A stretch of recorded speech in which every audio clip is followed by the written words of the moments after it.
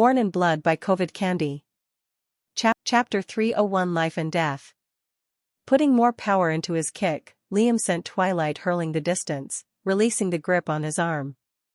The two maintained their distances. Neither of them attacked. Liam subtly checked the spot where Twilight's arm had touched, his left arm where the bandages unfurled. It was barely noticeable, and if Liam didn't have the king's eye, he wouldn't have spotted it. Where Twilight had touched, it was no longer as smooth. Now, there were a few vague lines running across it. As though it had been aged a little. Liam threw a cold glance at Twilight, who grinned smugly in response. Her chest wound, the ribs that caved in, slowly healed on its own. This was the power of having both light and darkness. Darkness was a representative of everything bad. Corruption, disease, death. Light was a representation of everything good. Invigoration, health, life. When one combined these two aspects, they could alternate freely between them. The energy that drained from Liam's body directly siphoned into Twilight's. "What's wrong?" Twilight asked rhetorically.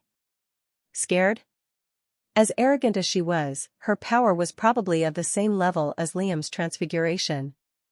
No wonder she's gotten to the liquid stage so fast. All she has to do is drain the life out of someone and cultivate the energy. This was dangerous. Liam had to keep his distance from the woman at all costs. Noticing how Liam was a lot more wary, Twilight grinned and decided to go on the offensive. 16 chakrams formed around her. Half of light, half of darkness. At the same time, her hands turned into a mix of darkness and light, each swirling to form iridescent and fluid patterns. Almost as if it had become Twilight. Twilight tapped her foot against the ground, which rippled with light. It sent her homing in on Liam like a missile. Liam took out more abyssal needles and cast them forward one after the other. The chakrams proved themselves as a powerful ability. Every time Liam threw his needles, the light chakrams intercepted and blew away the explosions. The light chakrams then blew away the noxious gas by merging together. Liam hit a few parasite worms in between. But before they could squirm inside her flesh, they were blown away and incinerated by tiny beams of light. Twilight cleared away all the abyssal needles and closed the distance. All of her chakrams surrounded Liam and were about to split him across the waist. In that instant, 3 very different creatures emerged from Liam's shadow. All 3 of them took in the chakrams' full force in Liam's stead. Twilight's eyes narrowed as she saw what followed. The unstoppable chakrams were, well, stopped. The 3 creatures' combined efforts halted the flying weapons and their tracks, sending them hurling towards her again. She instantly fell back to create space and assess what she was seeing, her face twisting with a grimace. Liam smirked. "What's wrong?" he mocked. "Scared?" What came out of Liam's shadow was a death wolf, an apex hawk, and the most vicious of all. A black hunter arachnid. Liam was lucky to find one. They were incredibly rare, and just as dangerous. Obviously, he didn't catch the beast himself. Ryu did it for him and suffered a nasty bite in the process. The black hunter had chilling features. Thin, quill-like hairs on its bony legs, cephalothorax and abdomen. 12 beady eyes on its head, the largest of them being the 2 at the front. 2 small, curved fangs protruded from its mouth. It constantly made an eerie clicking, snapping, and clacking noise. All the while, it was made from a mixture of blood and shadow. The other 2 beasts were also powerful, but the black hunter was a league of its own. Twilight didn't respond to Liam's response. Her chakrams returned to her. Slowly, they started to change form, lengthening and stretching. Eventually, they turned into hooks, tendrils and lassos with sharp tips. One half of them were light made, and the other half was dark. Suddenly, both of them combined. Liam scowled. Obviously, if those tendrils found their way into Liam's body, his energy would get siphoned off. He couldn't afford to let them near. A ripple of light spread from under Twilight, sending her forward. Like a wild storm, the tendrils flayed and whipped the air, creating countless little shockwaves. Both the death wolf and the apex hawk intercepted Twilight's trajectory, but they were cleaved and severed in half. They reformed as Liam's blood shadow repaired them, but twilight was already in Liam's face. That was when the giant black hunter sped across the ground and sunk its fangs right into Twilight's shoulder, liquefying the muscles underneath. A moment later, the black hunter was cleaved and split apart in a million pieces, never to reform. Liam's blood shadow reserves had run out. The remainder was used for Liam's blood demon arts and sanguine strings. Twilight's fighting style lost most of its strength due to her liquefied shoulder. The way the fight was going, Liam would secure victory. 3 tendrils suddenly latched onto Liam's arm. They were invisible, even to his king's eye. He plucked out each one, but they still managed to siphon away his strength a considerable amount. But worst of all, they unfurled the bandages covering the deformity. Twilight's eyes widened as they spotted the disgusting lumps on Liam's arm. Then, a smile appeared on her face. The tides of the battle changed to her favor. She basically exploited the deformity every chance she could get. Serious wounds formed on Liam's body. Twilight was getting cockier and cockier as the battle raged on, attempting heavier attacks. And it was at this time that Liam decided to use that. Liam couldn't figure out the issues with his transfiguration and assure form, even though that's all he did repeatedly for the past 2 weeks. But he found something else. Quite honestly, he was utterly incredulous about having such an ability come with his transfiguration. It was even more dangerous to his health than using his assure form. But it was there. What was this ability? Well, the ability to make one's body part explode. Twilight appeared in front of Liam with a wide smile on her face. With a sudden surge of power, Liam lunged at her and grabbed her shocked face. Time slowed. The deformity squirmed and writhed with wet sounds. The muscles started to jitter and violently expand. The blood started to brighten to a blinding amount. Liam closed his eyes and braced his body, NOVE-LB.IN. And the arm exploded. Chapter 302 Expel and Admit. Liam called the ability Expel. Liam had actually found that branch of his transfiguration by mistake. When he was attempting to clear himself of the deformity using his assure form, a morsel of his flesh abruptly exploded due to a mistake. And it wasn't a normal explosion either. It had 3 entire levels of strength behind it. His rank 4 body, his rank 3 blood, and his rank 3 core. And these powers stacked atop one another. The result was a devastating explosion far more destructive than Liam's abyssal needle or his surging burst. But it was harmful. That morsel of flesh that exploded? It took 2 weeks to heal. A tiny morsel. Half a nail's length. And this was with Liam's monstrous regeneration, which healed up the most lethal wounds in less than 10 seconds. This meant that something fundamental had been deleted off of Liam's body. A part of his anatomy or otherwise.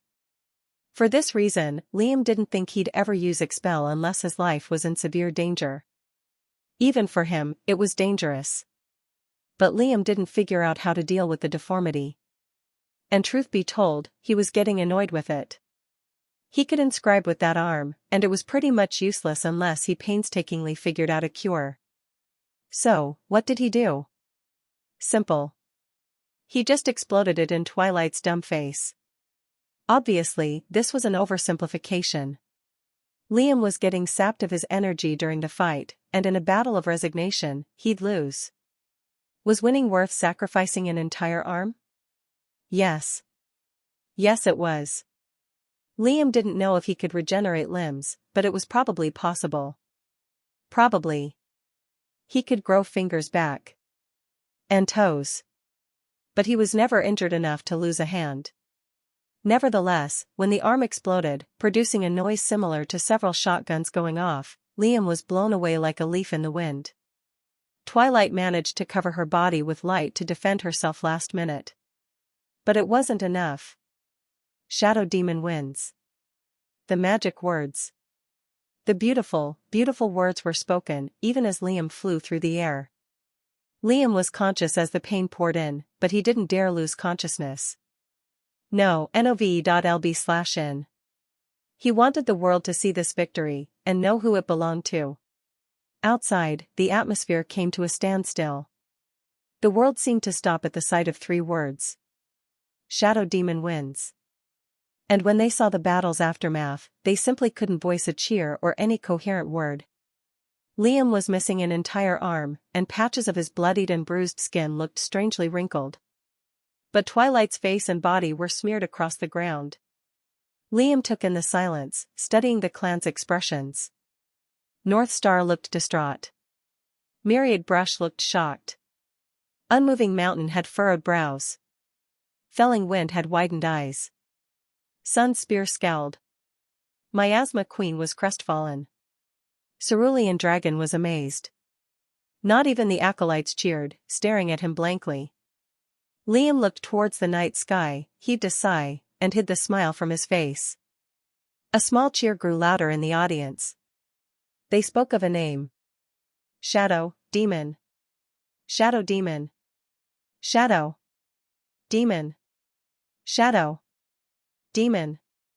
It spiraled into chaos after that.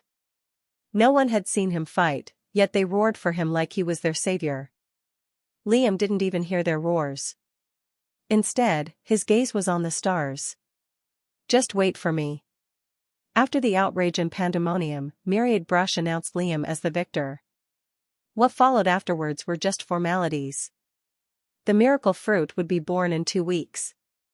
Until then, the temple had to wait patiently for their reward.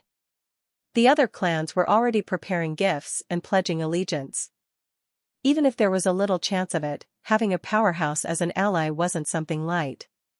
For this reason, the temple surged in strength once more, in both resource and manpower. If his actions were any less of an indicator, Yusin was one to hold a grudge. Some pledges of allegiance were outright denied because the Unforgiven didn't like them. Like the wings of glory. Past that, Liam's notoriety grew like wildfire. Though, it wasn't his notoriety. It was the Shadow Demon's. Shadow Demon was basically the poster child for the Temple of Shadow. Having a second identity was perfect for Liam. Whatever ridiculous thing he did could just be pinned on the Shadow Demon and not him. And by the end of it, Liam was back in the temple hall rooms, in a high-ranking meeting with the Unforgiven and his trusted elders. In front was Yusin, and to his sides, the dozen-some elders of the clan. Nice arm, Yusin sarcastically complimented the stump on Liam's shoulder. Where Liam's arm once was, there was nothing. Strangely enough, it felt like there was, like a phantom limb. But when Liam moved it, nothing happened. Not bad yourself, Liam gestured towards the stump on Yusin's shoulder. Indeed, both of them were now crippled. For Liam it was the right arm, and for Yusin it was the left. Although the circumstances were a little funny, nobody laughed. Losing an arm was a serious thing. But the two still had the energy to exchange blows. The air turned serious. I've gathered everyone here who was privy to a cut of the fruit, Yusin said, and since I lost the final battle and Liam won his, it's only fair for a few things to change. All those present nodded their heads in agreement. Before Yusin could continue, Elder Ryu cut in. I'd like to give up my share of the fruit, he said. Silence. The elders looked at Ryu with raised brows. Ryu shrugged. I didn't win those battles. They did. It's only fair that we relegate our shares. It's a bit selfish to receive a cut, anyway. Yusin and Liam said nothing. I'll give up mine, too, Elder Virium added with a little sigh. Same, Elder Jack said. Us too, Elder Jane, Aki, and Arisa followed. Everyone followed suit, until it was just Liam and Yusin privy to the miracle fruit. Well, what do you want to do now? Yusin said to Liam. Now that Liam was his heir, the Unforgiven wasn't as secretive and restrictive to his plans. Liam shrugged. Just eat the whole thing and give me an inch of it. All roads lead to my stomach, anyway. Chapter 303 Subject Number 1. The meeting had been adjourned. All the elders had left, except Liam and Yusin who remained behind. Until the 2-week period, there was nothing for Liam to do. And with one arm, things were difficult. He couldn't fight, train too hard or forge intricate things without both his hands. So, Liam would take this time to work on the triumvirate body. But for that, he needed test subjects. 2 weeks was not enough time to make a specialized technique like that. But at least he could begin with the basics. By now, Elder Jax had already finished setting up the ravenous leash chains. They could now work for humans. Overall, that was the gist of what Liam told Yusin. Yusin slightly furrowed his brows when he heard Liam's plan. But Liam reassured him that he was only using criminals as his test subjects. Only then did Yusin agree. As if all of them weren't criminals. Nevertheless, Liam commanded Jargon to capture several groups of bandits and bring them back to him. Alive. Enthusiastically, the man agreed and ventured out with several shadows and acolytes. Until they came back, Liam spent his time practicing with his transfiguration. Expel was one branch of transfiguration. If Liam could expel something from his body, surely he could admit something? Maybe add another arm to his body? It just so happened that Yusin's arm was given back to him by Myriad Brush as a gift. And Yusin hadn't patched it on his body yet. So, Liam simply asked Yusin for his arm. It was evident from his face that Yusin felt unnerved by the request. But he complied anyway, on the condition that Liam gives him back the arm. Liam agreed and took the arm. In his quarters alone, Liam picked up Yusin's arm and placed it on his shoulder. Then, he tried to connect the limb to his shoulder using tendrils of flesh. On his command, the arm slowly fitted into place. Liam's eyes widened as he slowly felt the nerves of his body and Yusin's arm connect. He had gained feeling in that arm. But it was extremely faint and numb. And as Liam continued practicing with it, he quickly realized that it wasn't getting any better. It was too faint and distant, and no matter how deeper his tendrils of flesh interweaved with the arm, it didn't change. Maybe it was because of the difference between the two ranks. Yusin's arm was rank 5, after all. But after finding a spare rank 2 arm, somehow laying in the storage room, Liam connected it with his body. It was the same. This meant that Liam's transfiguration was not yet strong enough to add parts to his body. But it did confirm the ability. Admit did exist. In several ways, this was perfect. Once admit was usable, Liam could simply add it to his body, then expel it without losing any important body part. At the same time, Liam could just add small pieces of flesh into his body to increase his muscle mass. That way, he could churn out more strength into his attacks and defenses. Not only that, but this solved something else. The shifter could change its bodily structure and even imitate abilities of other creatures. Could admit do something similar? Liam was getting excited just thinking about it. It simply filled in too many blanks as an ability. But it was locked. Maybe once I get into the upper tier of rank 3 blood, the connection will get better. Finally, Jargon brought back more than 75 cultivators after a week and a half. There was more, but he'd already killed off those that weren't of the same cultivation level as Liam was. 53 cultivators. 53 test subjects. A special underground basement was set up for these specific experiments. If anyone saw the inside, they'd be amazed to see how clean and tidy the place was. In fact, it was very similar to the high-class hospitals back on Earth. However, there were strange containers filled with viscous liquids and cylinders here and there. But there was something eerie about the place too. Mainly, the black chains that were lodged into the ground besides the patient's chair. Why would a patient need to have their neck, arms, and legs chained? Liam inspected the state of the 53 cultivators that Jargon brought up. They were a bit beaten and bruised, but they were in one piece. Most of all, they were pissed and vigilant. But they couldn't do anything. A few elders gave them stern gazes, which instantly melted away their hostility. But some were actually excited. After all, the temple just won a massive tournament. Maybe in exchange for working with them for a day or two, they could receive something back? Hopefully the chains work as intended, Liam thought.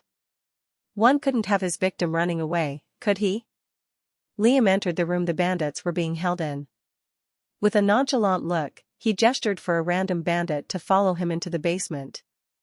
The man looked on edge, his breathing erratic with sweat dripping on his face. "Don't worry. I'm just doing a few light tests," Liam reassured. Then, he took out 3 giant aura stones and threw them to the man. "You can have another 3 by the end of the procedure." The man's attitude instantly changed, along with everyone in that room. With a wide smile, the man entered the basement. end.O/V/EL/B-IN. When he saw the chains, he felt a bit scared. But he agreed and strapped himself in nonetheless. As soon as Liam put the inscribed chains on him, the man's eyes faded out of focus, and he slowly lowered his head. As though he had powered down. Liam smiled. Then, he started cutting into the man's head with some sharp tools. The man didn't react at all, his head still down. At the same time, Liam applied his mental waves. Liam was attempting to extract the mental sphere from the mind. Suddenly, the man's mental sphere cracked and shattered. The man slumped over, dead. Damn it. Too much force. Liam took out a pen and paper and started to write on an inscribed notebook. Subject number 1 has failed. Excessive force must be lowered when dealing with the mental sphere extraction. Using his dark flames, Liam cleansed the entire place of the cultivator's presence, before writing on his notebook again. Beginning with subject number 2. Chapter 304 Egg Yolk. As Darius King, Liam hadn't been able to experiment or experience a proper school life. All he knew was that little square, moldy room. But now, things were different. Now, Liam could experiment all he wanted. He also ate his fill every night. He also wasn't afraid. And truth be told, he definitely enjoyed the experiments.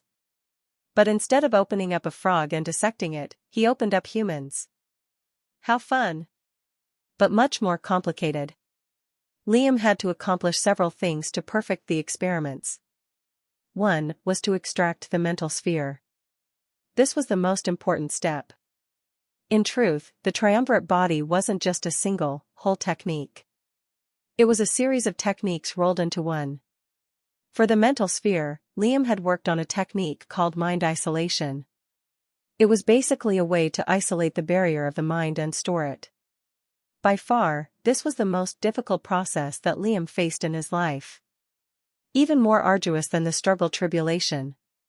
For one, the mental sphere was extremely sensitive when exposed and unprotected by the skull. Liam used inscribed tools that cut into the test subject's mind, revealing the brain without causing pain or killing them immediately. That exposed the mental sphere enough for a much more thorough inspection.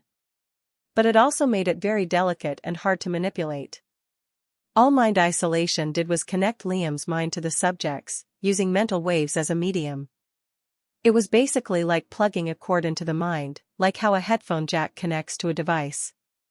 This was why the mental spheres cracked one after the other. It was the most important stage, because without it, the other two wouldn't work at all. On subject number 34, Liam had succeeded momentarily. And the results he found were just amazing. The sea of consciousness was basically the mind and intelligence of a cultivator.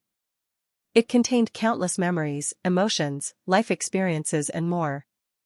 What Liam learned was, the barrier walls themselves were what held those things. Although it was translucent, it was filled with an endless sea of raw data.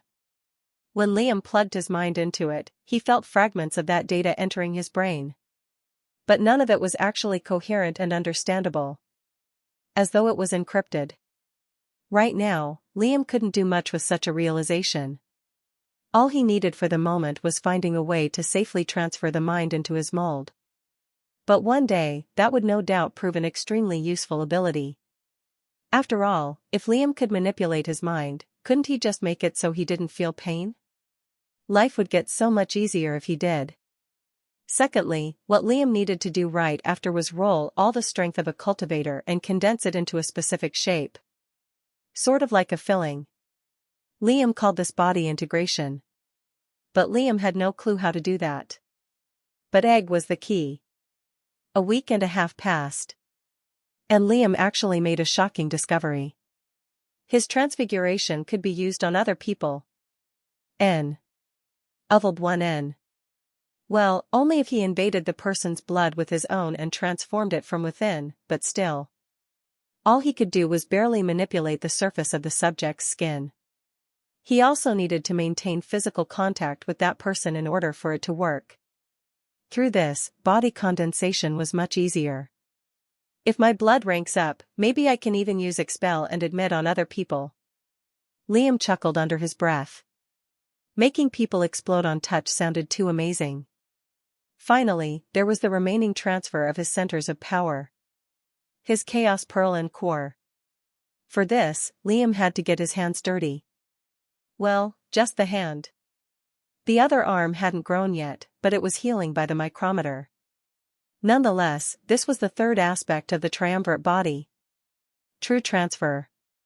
This was the last and final stage of Liam's triumvirate body, but just as important as the rest.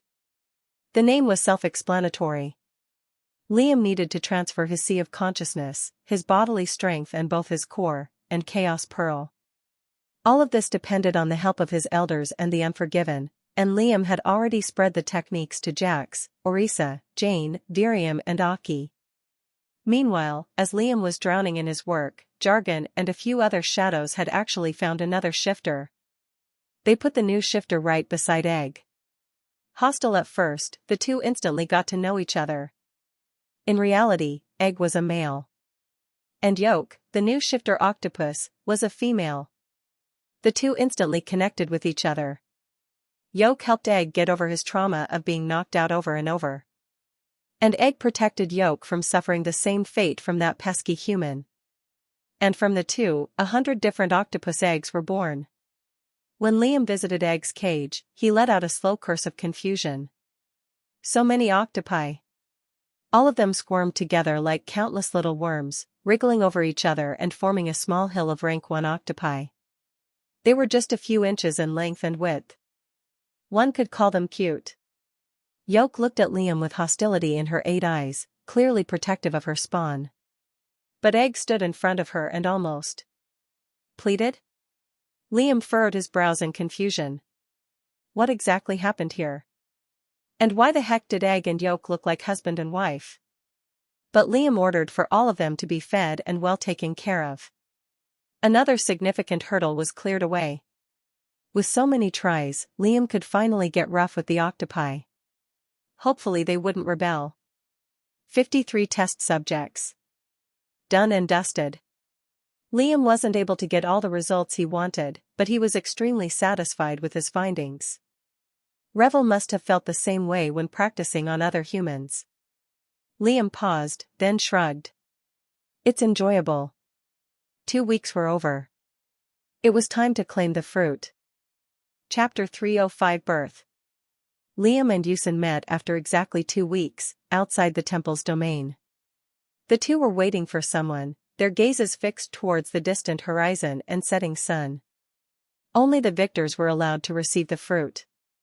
Ucladd now had a working arm on his stump, ringed with stitches and incisions, while Liam still had nothing. With a nonchalant expression, Ucladd made a series of flexing and stretching gestures with his new arm, glancing at Liam from the side. He looked slightly proud doing it, too.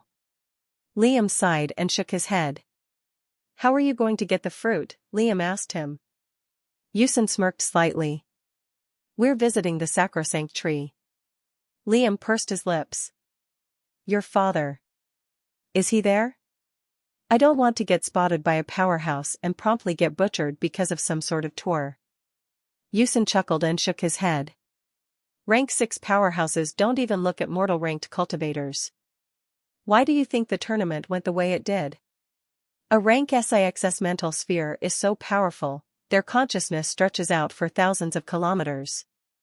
A simple parable could be like watching a giant anthill swarm with 1,000,000 ants. Do you focus on each individual ant? You don't. They just appear as one solid collective to your eye. Liam slowly nodded in understanding, amazed. Rank 6 had unimaginable powers. N.O/VE. L-B, I/N. No point thinking about it now.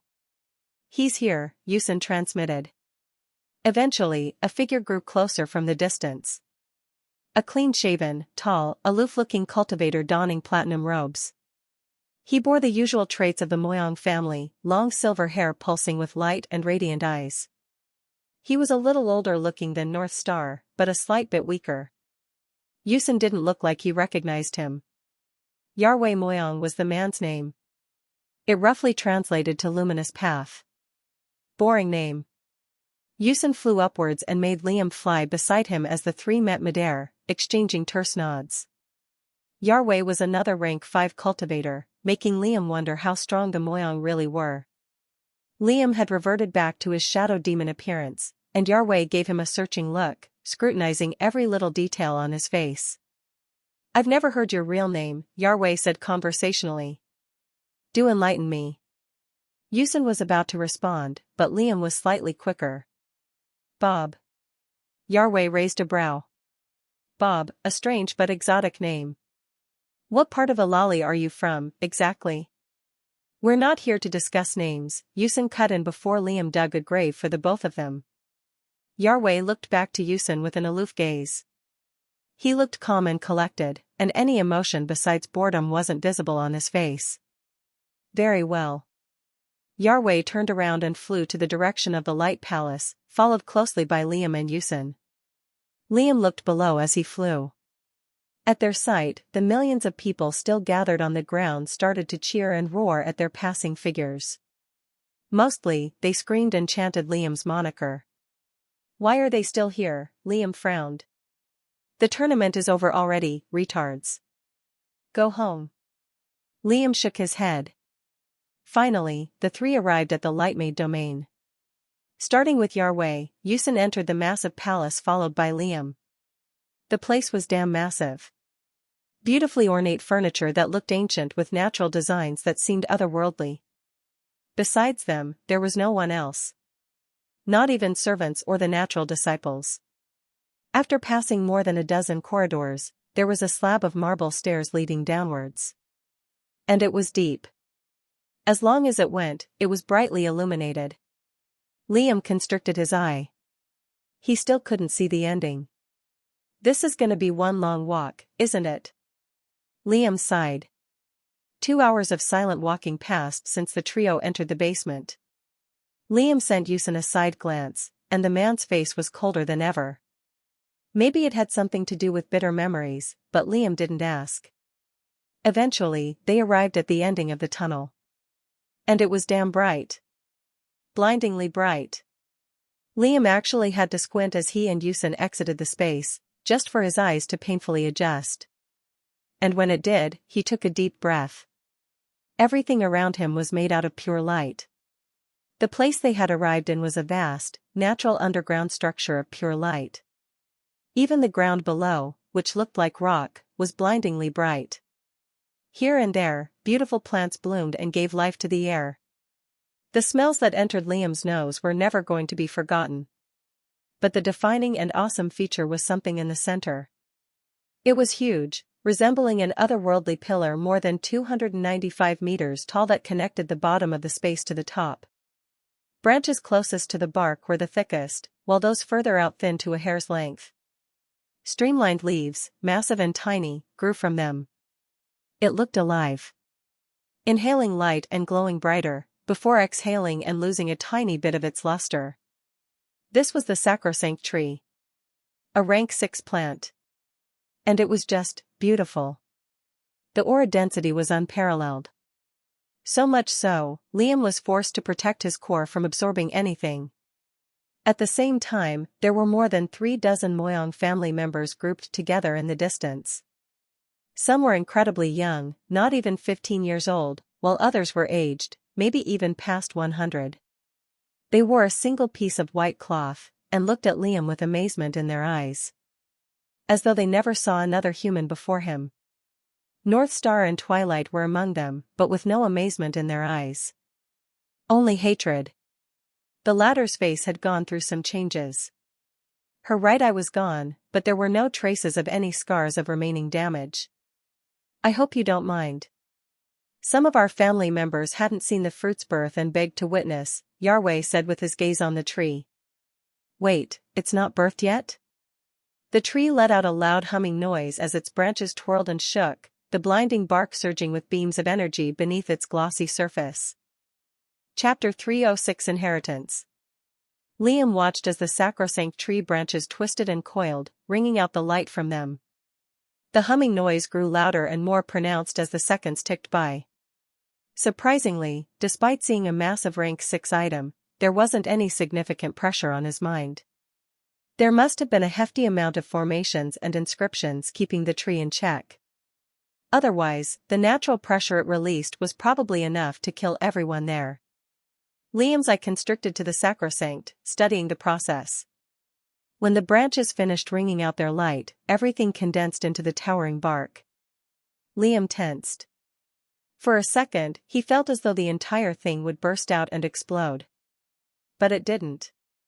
The faint pressure he felt before suddenly tripled in power, as though a boulder thumped against his brain.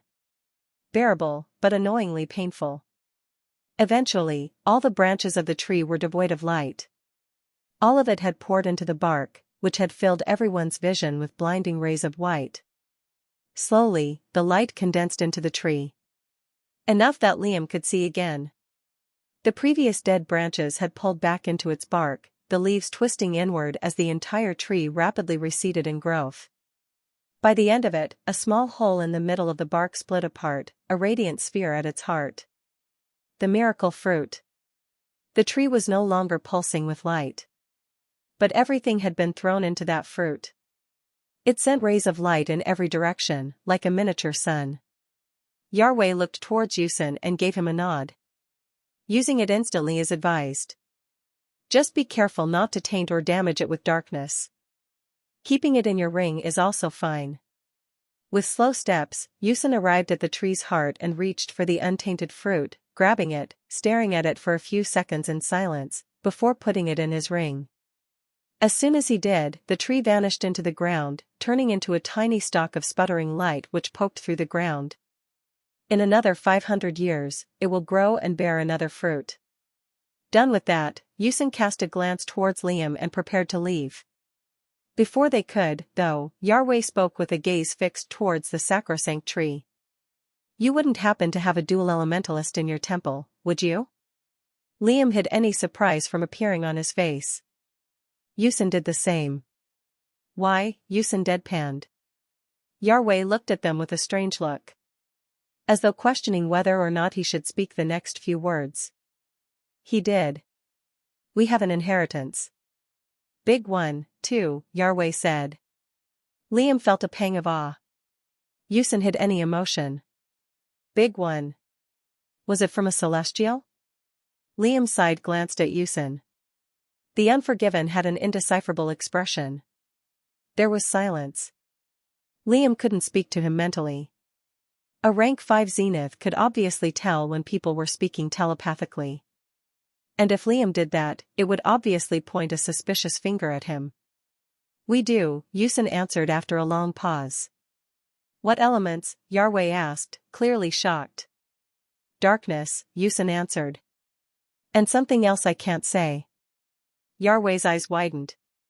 His incredulous gaze snapped towards Liam instantly. Was that why the fights between the temple were covered by an isolation barrier? Liam didn't panic. Before he arrived, he applied the restrictive needle on his chaos pearl. Right now, only his darkness aura was visible to a rank 5 Zenith's consciousness. But he just has one, Yahweh said suspiciously, looking back at Ucladd.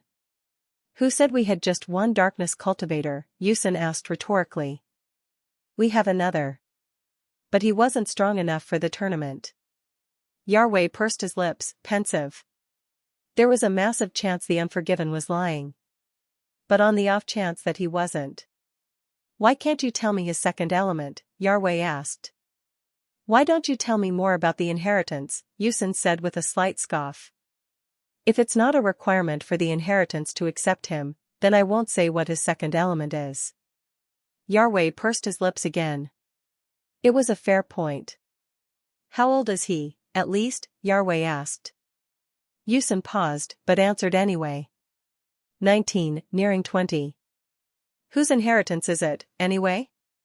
Why was nothing announced to Ucladd? Yusin said with a slightly narrowed gaze. Whenever an inheritance was discovered, there was a certain way to go about it. If those who discovered it were a powerful organization or country, announcing its discovery was far better than keeping it hidden. Why? Because some inheritances had extremely demanding requirements, some of which were even hidden, which was found in a very small minority of people. For example, Nord and the Giant's inheritance. The former was an absolute idiot who somehow met the conditions of a powerful inheritance, when the royals thought it had gone docile. Because this is too important, Yarway said seriously. His aloof gaze quickly grew sharp. Like a blade unsheathed from its scabbard. If you want to risk your disciple's life, we can discuss details here and now. Yusin didn't glance at Liam. Liam didn't glance at Yusin. But Yusin already knew what Liam would say. He'd want in. You can start explaining. Yarway was a bit surprised at how fast the Unforgiven agreed. Not a word of this comes out to the public. I don't need to threaten you to make you understand, right? Yarway said. Yusin nodded once, unfazed. Yarway paused, considering the words carefully, before speaking a name. This is a Celestial's inheritance. The Eternal Swords. Silence. Yusin's eyes slowly widened with shock, but his face turned hard right after. Liam, on the other hand, looked stunned. A Celestial inheritance. Entire countries would wage war if they knew. We've sent 2 parties into the inheritance. Yarway said, pausing with a bitter look. But, Yusin asked. But they never came out in the end, Yarway answered. We still don't know why. It's been a couple of years since then. The restriction of the inheritance requires 2 dual elemental cultivators to enter at the same time. At least one of those elements has to be either of darkness or light. But they have to be under the age of 21, too. You can understand how bloody difficult those requirements are. Indeed, it was. Extremely so. Maybe a 1 in a million chance for those things to align.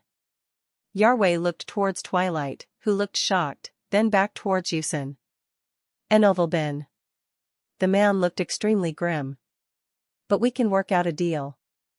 Chapter 307 Energy. Within the massive underground structure, there was a strange silence. North Star had heard the conversation and looked livid, pulling away Yarway and erecting a barrier of light around them to prevent any snooping from the 2 visitors. I know you already know this, but don't let them ask for proof of my second element, Liam transmitted.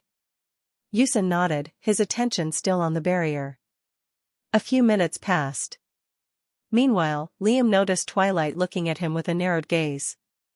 To which he responded with a mock-filled grin. Mad? Was what it translated to.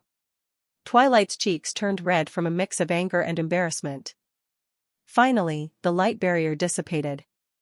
North Star still looked vexed. But Yarway was calm. It was clear who authority was given to. Yarway approached Yusin and gave him a single nod. Want to speak terms now, or later? He asked. Yusin shook his head. Later. There was a fruit he needed to digest first.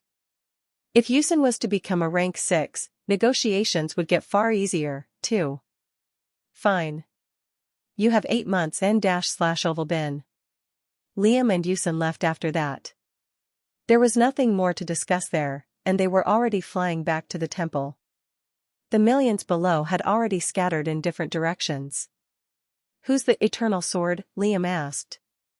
A soft wind brushed over them as they flew. Yusin was taking it slow on purpose. His face distant with thought. I've only heard legends, he replied. There's a place outside Ucladd. The very distant north. A clean swath of nothing runs across for more than 6,000 kilometers. It's called the World's Cut. Yusin paused. They say a single slash from the Eternal Sword's blade was what caused it. Liam just let out a chuckle. It was ridiculous. But probably true. Who knew the techniques that came with the inheritance of such a person? So where is he now? Dead? Liam asked. The island grew visible in the distance. Nah. Alive. Probably. In another realm somewhere. Liam's eyes widened slightly. Come to think of it, he never did ask where everyone in the 7th rank went. Everything had been so hectic for so long. Escape, joining the temple, scheming against the ravenous, fighting in the tournament. Where exactly do the rank 7s go? Liam asked. They were hovering over the giant temple now. The acolytes grew visible and pointed at them from afar. Ucladd shrugged. I don't know the gist of it. To my knowledge, a gateway opens to another realm. One to sustain the celestial and their kind. Their status is too powerful here. So there is a celestial realm, after all. Professor Kivler Irwal was right. It's strange how there's no documentation of them leaving the world, though. Finally, the duo had landed, getting swarmed by thousands of acolytes paying their respects, along with elders who bombarded them with questions. To quell their curiosity and worry, Ucladd took out the fruit. It was as though a sun had spawned in the center of the island, momentarily blinding everyone. A wave of gasps rang out from them, but Ucladd quickly threw the item back into his ring. After a few rounds of questions and answers, Ucladd and Liam quickly went underground to divide the miracle fruit into the appropriate size. The elders were silently seated around them, watching intently. Half an inch, right? Ucladd asked. Liam nodded. An inch was too much, Liam realized. What if he exploded because of his greed? He'd rather hold off for a bit. Ucladd took out a blade. It was a regular kitchen knife. One used to cook vegetables and meat. Are you seriously using a kitchen knife to cut into a rank 6 fruit? Liam asked him, aghast. What? Ucladd shrugged, unrepentant. It works fine. Ucladd carefully cut into the fruit's edge. Somehow, the light inside the miracle fruit was brighter. Gently picking the radiant morsel of fruit, Ucladd handed it to Liam. Liam took it, but didn't swallow it right away. I'll enter seclusion for a few months. Until I digest the entire thing, Ucladd addressed the room. It might take at least 5 to 8 months. They nodded in response. Liam didn't need anything either. He already had his rank 4 cultivation technique. All he needed to do now was find a way to make the fruit easier to digest. And prepare to enter an inheritance. Liam didn't think too deeply of it. If a kitchen knife could cut into the miracle fruit, surely his blood could affect it? The only reason it was a rank 6 item was because of its amazing nourishing abilities, so Liam just coated the radiant morsel with a gob of blood. Then, he waited for a few minutes for it to take its effect. Before long, the rays of light that the morsel emitted were now red, making it look like a red dwarf. Liam heaved a long sigh. Then threw it in his mouth. The fruit itself tasted sweet and sour, like a mix between an apple, orange and a pineapple. As it passed through his gullet, there was only one thought that ran through Liam's mind. Energy. Such potent energy. Liam felt as though a dam of pure nourishment had been injected into his bloodstream. It flooded him at once, in all organs, and it kept coming. It was at this moment that he knew, he messed up. But he didn't panic. Liam started to direct the energy on where to go. Like redirecting a surging river, Liam connected the stream of energy to his arm. It was the only outlet for the energy to go. A void that needed filling. Liam's eyes widened as he saw his stump of a shoulder rapidly gain layers of flesh. It was like watching a fast-forwarded video of an arm regrowing. The black bone was first, coated by muscles, then flesh and skin. After a few minutes, Liam's arm was back. But there was no hand. Liam connected the remaining energy to his Chaos Pearl. Chapter 308 Pranks. All the remaining energy was poured into Liam's Chaos Pearl. There wasn't much left, since most of it had been siphoned into regenerating Liam's arm. Although letting his hand heal as well sounded enticing, Liam could afford to let his blood deal with that on its own. But his Chaos Pearl on the other hand was the organ with the most stability to absorb the tides of energy. It just kept absorbing the aura that the morsel provided.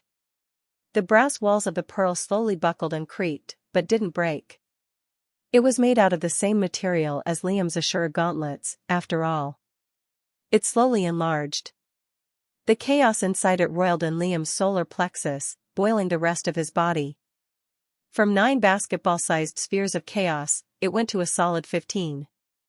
Eventually, the stream of energy started to die down a bit. Reforming the phantom limb took most of its potency away.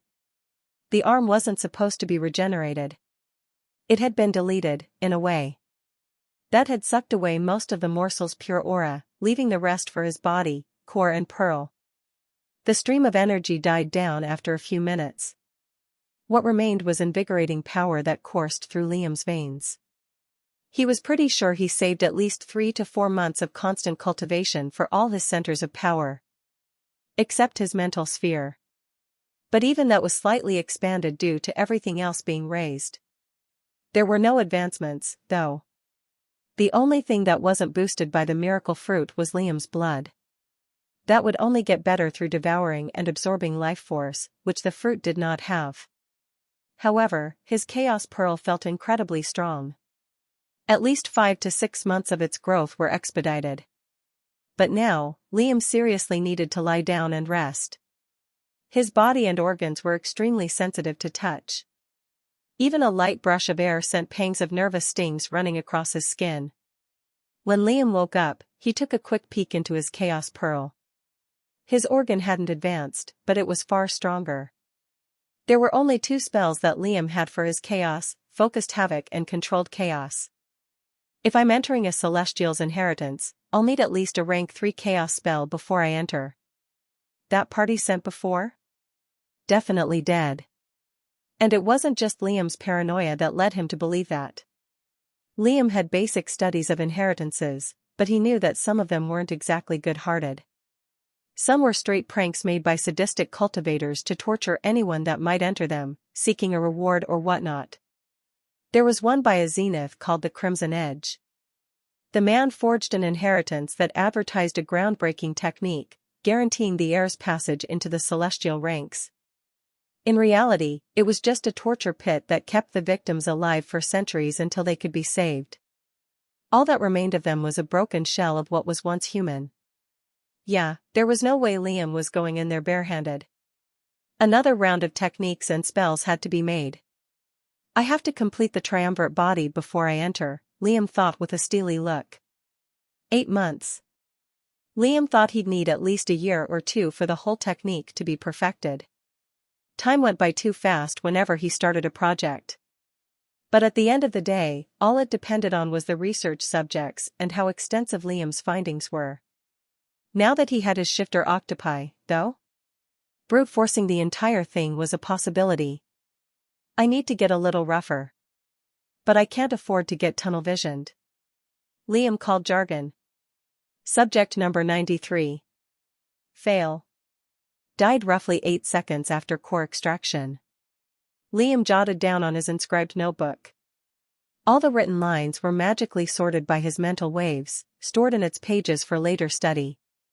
To Liam's left was the cleanly cut body of a chained criminal.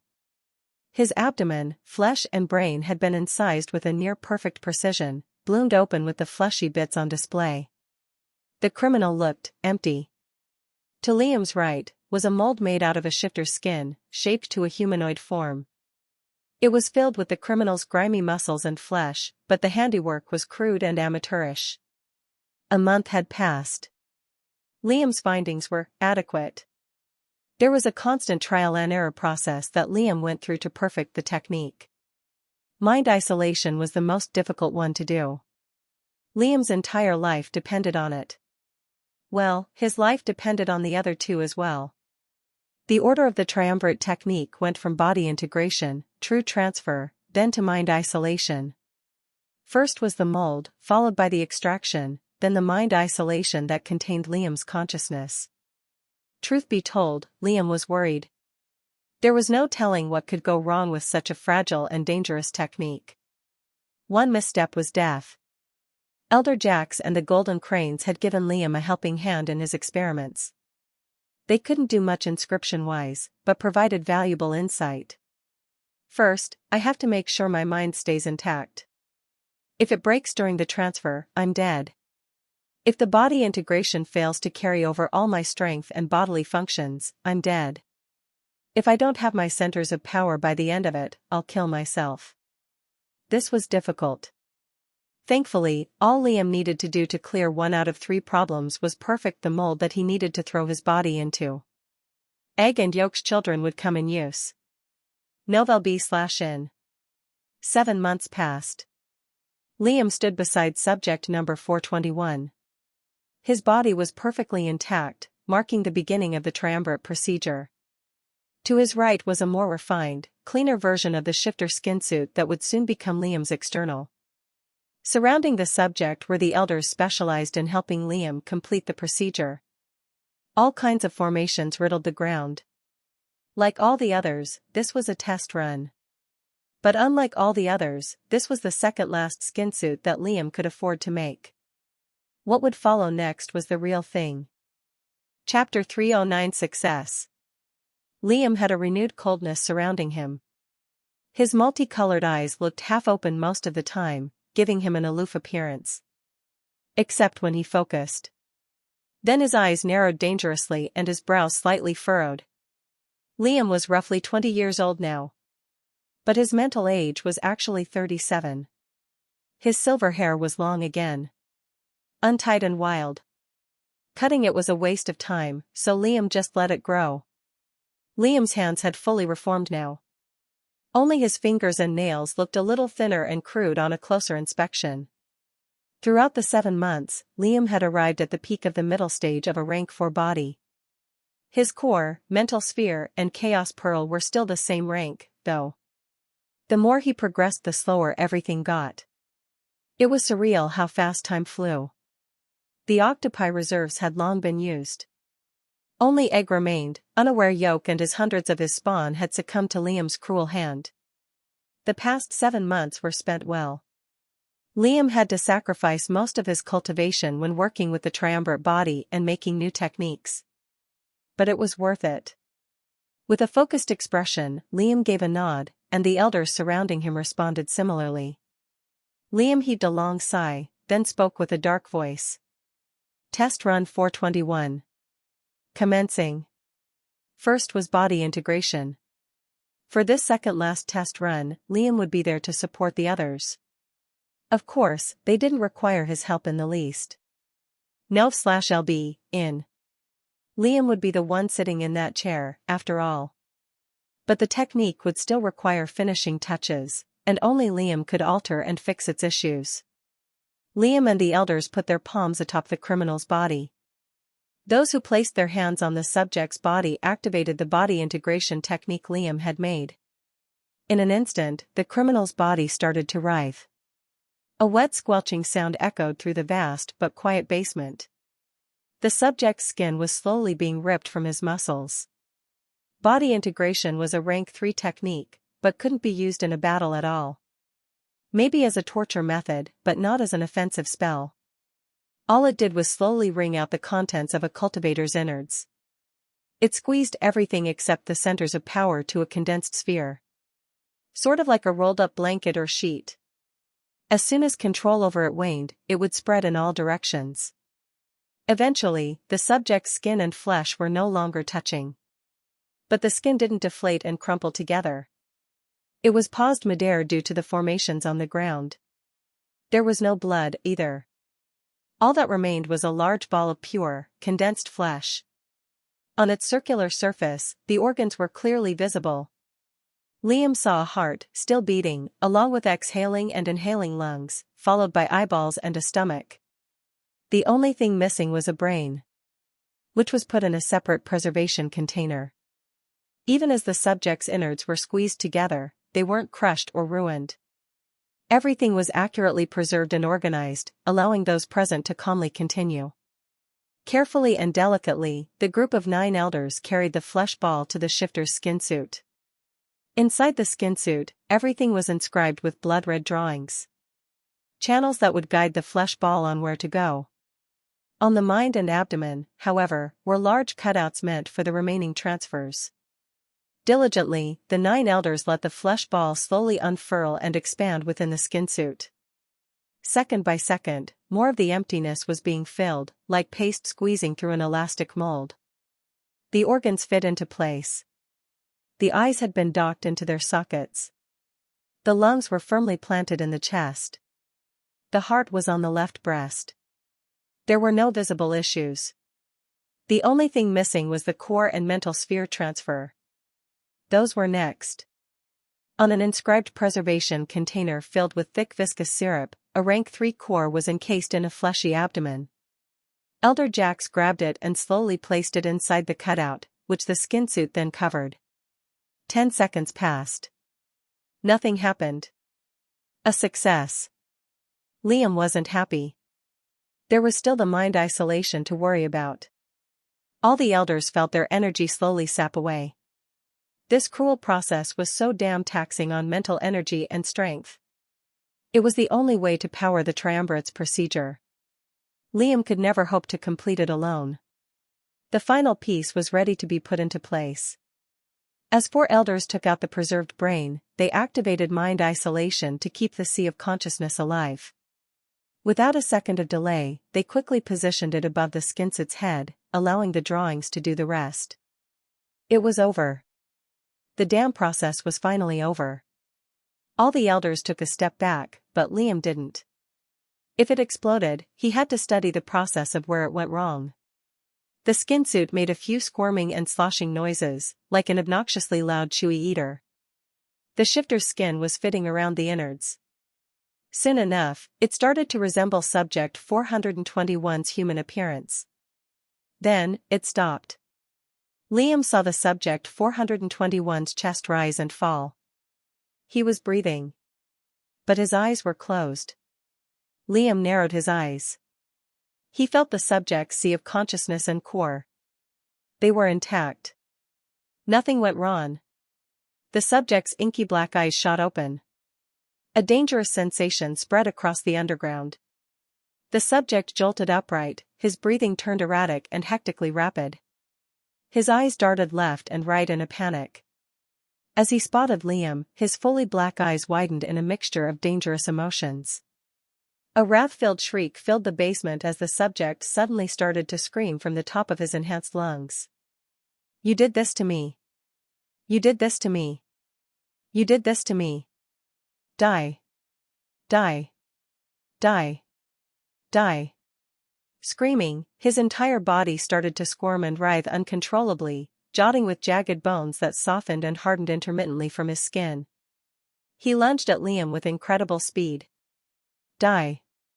Liam swung once with his renewed dusk blade. The subject's head rolled off his shoulders with a squelch and plopped against the floor. The elders were stunned throughout the entire procedure. Liam let out a tired sigh, but grinned broadly. The golden cranes felt a shudder down their spines as they heard his next words. Subject 421. Success. Death due to a weak will. Chapter 310 Black Blade. Liam studied subject number 421 intently. The elders took a quick glance at the body, but they didn't need to stay. Liam would fill them in later anyway. He'd make sure they revised everything 20 times over, too. That paranoia wasn't a joke, they all thought as they left. Liam honed his attention on the subject. The man's uneven skin was pure black, protruding with spiked, teeth-like bones from every orifice. His mouth had also broadened wider with the scream. Filled with sharp, palisade teeth. If the subject didn't lose control over his powers, Liam was sure that killing him wouldn't have been easy. The triumvirate body gave the user full control over everything. A single slash to the neck was 100% survivable if adapted to correctly. The reason he lost control was because of the pain that must come with the procedure. Although the sea of consciousness is disconnected from the rest of the body, everything pours in once the new nerves connect to it. The only difference between his process and mine would be the chaos pearl. But it's so small, it shouldn't prove too difficult. Liam shrugged. Pain was an old friend. One he knew quite well. After studying the specimen for a few more hours, Liam moved on and began to cultivate. Liam's abdomen suddenly tightened. All his muscles were pressing against his core as tight as they possibly could. end.E/L/B, I-N. As it did, Liam started to cultivate. For a few seconds, the gaseous contents of his core were forcibly turned into a liquid drop due to the pressure on it. This was the method of cultivation that Ucladd helped inscribe for him. It consisted of bringing together the walls of the core, in order for its gaseous contents to condense into liquid. As Liam cultivated, he was experiencing double the nourishment a normal gaseous cultivator would experience. But his core walls were starting to buckle and shake under the might of a single liquid stage bead. Liam untensed his abdomen muscles, and the walls of his core were back to normal. "Only half an hour is my limit," Liam pursed his lips. He wasn't dissatisfied. Good enough. It gave him twice the progress speed in exchange for a short usage period. That said, Liam was starting to get worried. Ucladd was still quiet for some reason. Did the man digest the fruit properly? The Eternal Sword's inheritance was just a week away from the deadline. With no method of contacting him, Liam attempted to find research about the Celestial. It was hard. Even finding info about a zenith, not even a powerhouse, was difficult. But he did find bits and pieces of his name. He went by many, not just the Eternal Sword, riddled around Alali. Myths, legends, and folklore. Stories of a man cutting the earth with a lithe swing of his blade made out of a fallen star. He severed mountains with a finger gesture. There was no description of him. But they say his eyes were so sharp, no one could meet his gaze without going blind. As much as they were exaggerated, Liam thought it wasn't doing the man justice. This was a celestial. Something beyond the scope of what a powerhouse could produce. Liam made his way back to his quarters. Until Ucladd's breakthrough, there was nothing for him to do except train and arm himself. And he did exactly that. Liam had made himself a new weapon solely for the inheritance. For a celestial who had sword in his name, it was obvious what the trial was going to be about. Swordsmanship. Liam's swordsmanship was, in his own words, good. Over time, his fighting style had changed. The dusk blade wasn't compatible with the phantom edge martial arts. They were meant to rip and claw through its victim's flesh, while the phantom's edge was built for severing in swift slashes. For that reason, Liam hadn't been using the phantom's edge as much. But swordsmen valued sharpness out of everything. For that, Liam had to revert to his previous fighting style. And that's why he forged a new weapon. Just one. Liam took out the weapon from his space ring. It made a soft shing noise, even though it wasn't from a scabbard. It was a sleek odachi. Single-edged and covered with a soft sheen. Tiny vampiric characters lined its entire surface, but they didn't look disorderly or displeasing, creating a beautiful display of artistry. The Black Blade. A peak rank 3 item. From what Liam was told, the Eternal Sword was a single sword wielder. And although there were no restrictions on what weapons they could use, Liam wanted to be on the safe side. Using an odachi was pretty similar to using a katana, the only difference being the length. And since Liam wasn't going to use a wakizashi, the odachi was the safest option for him to go pursue. A peak rank 3 item was no joke. Primordial forging and blood weaving combined to a singular front to create the weapon. What did all the inscriptions on its surface do? Simple. They sharpened the blade. And that was it. That was all the Black Blade was about. On the other hand, its special ability allowed for long-range slashes to form with each swing, which also carried the blood-weaving strength behind them. A marvelous design. Liam said so himself. 6 days were left until the Eternal Sword's inheritance. Ucladd was still in seclusion. Nobody knew where he was. Liam started to get a bad feeling rising in his chest. But he continued. 2 more days passed. Silence. Just silence. Then 2 more days passed. Even Alali started to question where exactly the unforgiven shadow had gone. The 7 clans and major sects contacted the temple repeatedly. Did the miracle fruit kill him? Was it poisoned by the Moyang family? Liam already knew Yusin was sick. Did his sickness do him in? Where was he?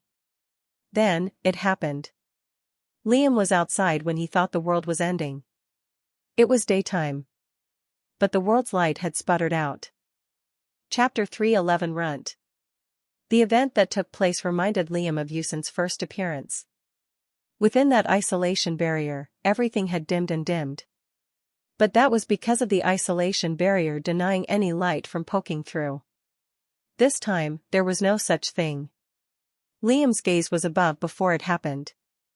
The sun was in clear view. Everything was bright, warm and sunny. In the blink of an eye, everything had gone pitch black. Shadows spread in every direction, erasing sunlight from the world. Liam's sense of direction went haywire. He couldn't tell left from right, up from down. It was like he was drowning in a pool of black. He didn't know if he was breathing or not, since everything went numb. He couldn't even see or hear anything. There was only a chilling coldness invading Liam's being. Liam tried to stay calm, but he couldn't. He shouted out loud. His words faded into a deafening silence. He couldn't even hear himself.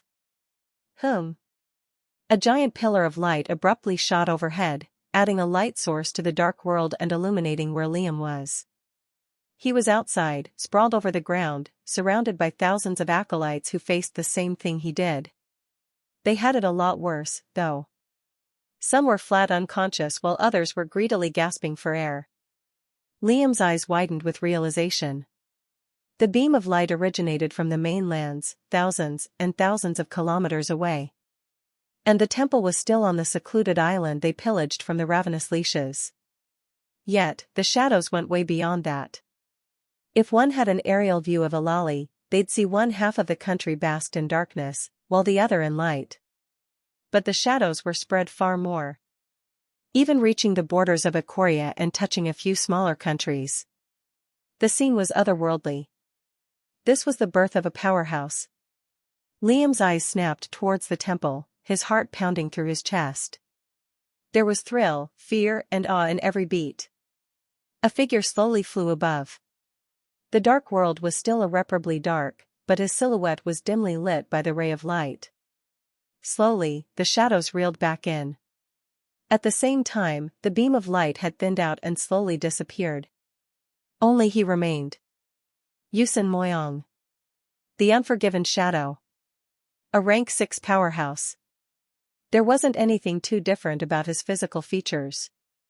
He still had short silver hair, a slim but lean build, and cold amber eyes.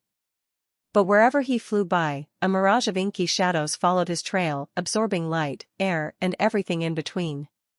It oozed an ominous force and simultaneously looked volatile. Liam still felt like he was looking at a different person. That beam of light. There was only one explanation to who that belonged to.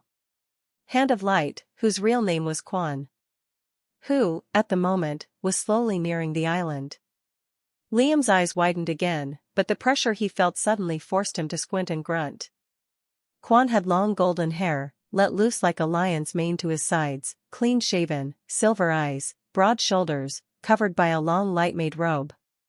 Surprisingly, he had a tall and muscular build, similar to Ryu. What was strange was how his hair was golden, not white like the rest of the Moyang. Yusin and Hand of Light were more than 1,000 kilometers apart from each other, but their gazes met. Strangely, a pitiful expression was on Quan's severe face. Heaving a disappointed sigh, he spoke with a distant voice. Impatient as ever. You always rushed headfirst into things. Tunnel-visioned, too. That fruit could have been your chance to cure your sickness. All you did was make it worse. Yusin scoffed derisively, but didn't say anything. Instead, his cold eyes narrowed to slits, his shadows letting out harrowing shrieks. It was obvious what he wanted to do. Quan laughed sonorously, but it switched off instantly, replaced with a death stare. You're far too weak to think about that, boy. Know your place. Maybe you'd give me a wound or two. But you'd die and so would all your clansmen as a result. Ucladd growled, his shadows growing more volatile and violent by the second. But the reunion between them came to a stop.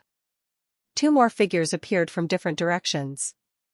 They weren't sect leaders. They weren't the 7 clans. They weren't even from Alali. They were powerhouses. Meanwhile, Liam felt like an ant. Insignificant. He wasn't the only one feeling that way. Everyone was shocked still, unable to move a muscle. From the southeast came a woman. Beautiful. Long silver hair. Golden irises. Tall. Bulky, almost. She looked severe and cold, like a general. A lioness in human form. On her head was a tiny little golden crown. It lacked any colorful jewels or sparkling diamonds, but the woman made it look priceless. Darius. From the east came 3 different figures. The one at the forefront had slicked back, bone-white hair that ended in a single, braided line. Olive-tanned skin. An ovaled one N. A square, aged, nicely trimmed beard on his chin. A vertical scar on his left eye, blinding it, while his right was a dull black. In his right hand was a long silver cane without a handle. He wore a silky black suit above a linen shirt, paired with a long black garb draped against his square shoulders. It didn't resemble the world's clothing at all. He almost looked professional in a sense. Radiating an oppressive aura. He had a condescending smirk on his face. To his sides were 2 fully suited soldiers, donning black from head to toe. They didn't wear armor, but military-style clothing with all kinds of compartments and weapons on their person. Their faces were covered with matte black gas masks, and both were in the peak of the 5th rank. The general and his legion. The other powerhouses apparently chose not to come to the event. Both the queen and the general were more than 2,000 kilometers away. Yet Liam felt chills run up and down his spine at their mere sight. Silence. Only a light wind and the overlapping of ocean waves were audible. Surprisingly, the general was the first to break the quiet. With a cocky tone and a broad smirk, he spoke. So. You're the runt who wants my blood, eh? Chapter 3:12 Smile. When the general uttered his insult, Ucladd and Quan's eyes narrowed dangerously. 4 powerhouses. Darius. The general. Hand of light. And unforgiven shadow. Liam couldn't see their auras at all. But he could feel them. It was like their own signature displayed for all to see. The general was so far away. But just looking at him made Liam feel 10 times as heavy, pulling him to the ground and keeping him there. All the low-ranking acolytes had already fallen unconscious, their mouth frothing with foam. The only reason Liam hadn't passed out was because he'd thickened his skull and head as much as he possibly could. At the same time, he'd activated his mental defenses. Darius made him shudder. Her sight alone sent a million little needles pricking into his skin. Only Hand of Light's influence wasn't malicious. It was like warm sunlight on a cold day. Strange and ominous, but not outright fear-inducing. As the seconds passed on, Liam realized he wasn't breathing. Or, more accurately, he couldn't breathe. Air pretty much abandoned his lungs. Thankfully, Ucladd's shadow spread to cover him and the rest, relieving them of the burdens they felt. Meanwhile, the 4 powerhouses looked at each other from a vast distance. None of them were allied and looked friendly with one another. Not even Ucladd and his father. Despite that, the Unforgiven and Hand of Light were both staring daggers at the queen in general. Darius didn't budge. Silent and beautiful, she looked uninterested in the whole ordeal, but still lingered for some reason. Slowly, the general's old face turned dark. Any trace of cockiness or playful demeanor disappeared. I lost interest in that little plant after a while. A lousy way of attaining strength. Keep cutting corners and there'll be nothing left to cut. And I was right, the general pointed at the Unforgiven. You're like a building with no floor. You'll crumble apart on your own. Ucladd's shadow started to shriek, turning violent. But he didn't attack. Unfortunately, the general was right. Right now, Yusin's strength was not permanent. It was temporary. He had become a rank 6 cultivator, with a rank 6C of consciousness, body, and core. But he simply borrowed that strength for the time being. And it wasn't even the real thing. It was a pale imitation of what a powerhouse could actually produce. Not to mention, there was unimaginable pain rummaging through his body. Right now, Yusin was like an old man, with a hunched back and a cane, carrying a massive bazooka. Even carrying the weapon was painful to him. And what would happen if he detonated the weapon? He'd die due to the recoil. But then again, so would the target he aimed his bazooka at. Queen Darius and the general didn't kill the Unforgiven straight away. One less powerhouse was one less catastrophe in the world. But no one wanted to bear the brunt of that. Left alone, Yusin would die anyway. Why get involved for no proper reason? Yusin's face turned dark. But he didn't respond to the general's words. Their time will come, he thought. It will come. I have to play my cards right. I've already accepted death. 1 second of silence passed. Enjoy the strength while it lasts, the general said with a deep voice. You clearly didn't earn it. Bloodlust oozed from Yusin's body, but a moment later, the general and his soldiers vanished into thin air. Now, only Quan, Yusin and the queen remained. And what do you want? Quan asked the queen as the general disappeared. Silence. The queen turned around to leave.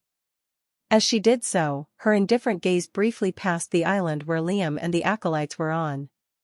Liam's heart rate spiked. His eyes widened as much as they could. A tremble ran across his body. Liam cursed loudly. Was it just him? Or did that woman flash an imperceivable grin as her eyes brushed past Liam's? By then, her face was no longer visible. Before long, she faded into the distance. Yeah, she knew. She definitely knew Liam was among the crowd. And why did she grin like that? It was a grin of sadistic enjoyment. Liam's breathing grew unstable. But there were still Quan and Yusin to settle their ordeal. Don't do anything brash, Hand of Light said with a stern tone. You can start a war. But you won't be around to finish it. If I find out you're secretly planning an invasion, your sickness won't kill you. I will. Then I'll come for that little demon you're housing, next. Welp, if the queen didn't kill him, Hand of Light sure would. With that, Quan left as well. Yusin hovered the air with a complicated expression. A moment later, he lowered himself to the temple. Daylight had returned to the world. Everyone was still afraid of approaching Yusin. But Liam was next to him already. Why didn't you cure your sickness? Liam said, as Yusin poured himself a large glass of ale in the underground hall. Now that he was staring death in the eye, Yusin reckoned he could take his time with a few things. He wouldn't be around for much longer, after all. But Liam was still tense. If Yusin could cure himself, why not do that instead? The deal with devouring rank 5 and 6 cultivators was an enticing deal. But Liam would rather choose long-term stability. Tried, Yusin answered. Couldn't make it work. It would take time, which I didn't have, and if I didn't rush it, I wouldn't have advanced to the 6th. It's not like a cure was guaranteed, either. Plus, any longer and the inheritance would have slipped from your grasp. Liam nodded slowly. Nov, LB, 1N. With all those things adding up, Yusin did the right thing, as selfish as it sounded. That said, he couldn't help but ask. How's it feel? Yusin raised a brow, taking a long swig of his jug of ale. How's what feel? He questioned. The power. You're a powerhouse, aren't you? Don't you feel different? Yusin pursed his lips and paused. Well, beside the excruciating pain I'm constantly in, which makes me wish I was dead, I'd say I feel pretty strong. He gave a dead thumbs up. Though, my shadows gained sentience, somehow. Chapter 313 Pain. Liam raised a brow. Sentience? He asked. Liam had to ask his questions. It wasn't every day he got to speak with a rank 6 cultivator. Even now, the temple elders wanted to ask him for advice. But Liam and Ucen spoke alone. Well, until a shadow clone abruptly formed between them. Instead of being of darkness, it was made from tendrils of shadows. An annoyed expression was on its face. "You seriously piss me off," the shadow clone told Liam with a frown. Then, he snapped towards Ucen. "You piss me off too. You're putting all your cards on this little twat? Him? Look at him." Liam looked incredulous. A shadow clone. Insulting him. That was just a new low. He was stunned. Ucen chuckled under his breath and took another gulp of ale. "Yeah. Get drunk, hobo. Forget about your worries. Meanwhile, I'm busting my balls every day." "You were literally born a few days ago," Ucen interjected. "Trying to find a way to fix you," the shadow clone completed. "So it's a part of you, but it's not a part of you, either?" "How does that work exactly?" Liam asked, ignoring the shadow clone. That only made it angrier. "You dare ignore me, twat? I can kill you just as fast as he can," the clone shouted with an animated expression. "Yeah," Ucen answered, ignoring the shadow clone. "It has my memories, my abilities, and my strength. Just not my personality. I think it's a result of my consciousness. At one point, it just works on its own and runs my body. But my shadows are different. I've used them all in different ways, so this is the one I used for healing myself." Liam raised his brows in amazement. The shadow clone growled in anger, but didn't add anything. "Is it just the one? Can't you produce mo?" 3 more shadow clones formed inside the hall. "I agree with number 1. He's a liability," a second shadow clone said with a dark voice. "I say we kill him and study his organs." Liam furrowed both brows. He looked towards Ucen. Ucen shrugged, taking another sip of ale. It was probably the shadow clone he used to kill people with. Meanwhile, the third shadow clone said nothing and studied the underground hall curiously. It inspected the formations and inscriptions around the space, nodding to himself now and again. Definitely what he inscribed with. And the fourth one, well, it was an overweight version of Ucen, with a bulging stomach and 2 chins. "Hi," he waved timidly. "Nov, LBN." This particular shadow was obviously used for isolation barriers and formations. Seeing all of that, Liam actually felt a bit of fear. What would his shadow clones be like? Better stave off those thoughts for when it mattered. The underground hall grew rowdy as number 1 kept bickering with number 2 and number 4. Ucen waved his hand, and they all scattered in different directions. "What a headache," Ucen grumbled. "I'm ready to complete the triumvirate body, by the way," Liam said. Ucen nodded, gulped the rest of his ale, before leaving the basement. "Let's get it done, then." Liam strapped himself naked into the victim chair, chaining his limbs, surrounded by more than a dozen different elders and the unforgiven. He'd never gone to the dentist as a child, they were too expensive, but if he did, the view he had would probably look something similar. He wasn't afraid or nervous. Everything had been practiced and put to the test. Now that a new and improved Ucen was going to help him, he felt reassured. The only problem was, the 4 shadow clones were going to be helping in the process. Liam firmly denied it at first, but Ucen assured him that the percentage of success would vastly increase with them helping. Thus, Liam relented. But he didn't like the look in number 2's dark eyes. "Ready?" Ucen asked. Liam nodded. There was no anesthesia involved in the process. Liam had to be aware for the entire duration to make it easier. Ucen, his shadow clones, and the elders all prepared for the first step. Body integration. Liam felt a dozen palms make contact with his body. Wherever they touched, skin disconnected from the body, but remained still as the flesh started to condense. It took its sweet time. Liam's Ashura flesh was much more rigid and dense compared to a normal human's, but transfiguration helped during the process. Liam felt everything being rolled away. He shaped his bones to fit the flesh ball, his nerves feeling all kinds of wrong. All that remained of his body was a flesh ball. Pain. A lot of pain. Ucladd didn't waste time and quickly put the flesh ball into the skin suit. Then, they opened up Liam's abdomen and gently yanked it out, fitting it in the skin suit. Pain. Then, they cut into Liam's solar plexus and carved around the chaos pearl, yanking it out. Pain. Following this was Liam's left and right eye. They were special eyes, and the eyes of a squid were obviously a downgrade. They yanked both of them out. Pain. Finally, there was the sea of consciousness remaining.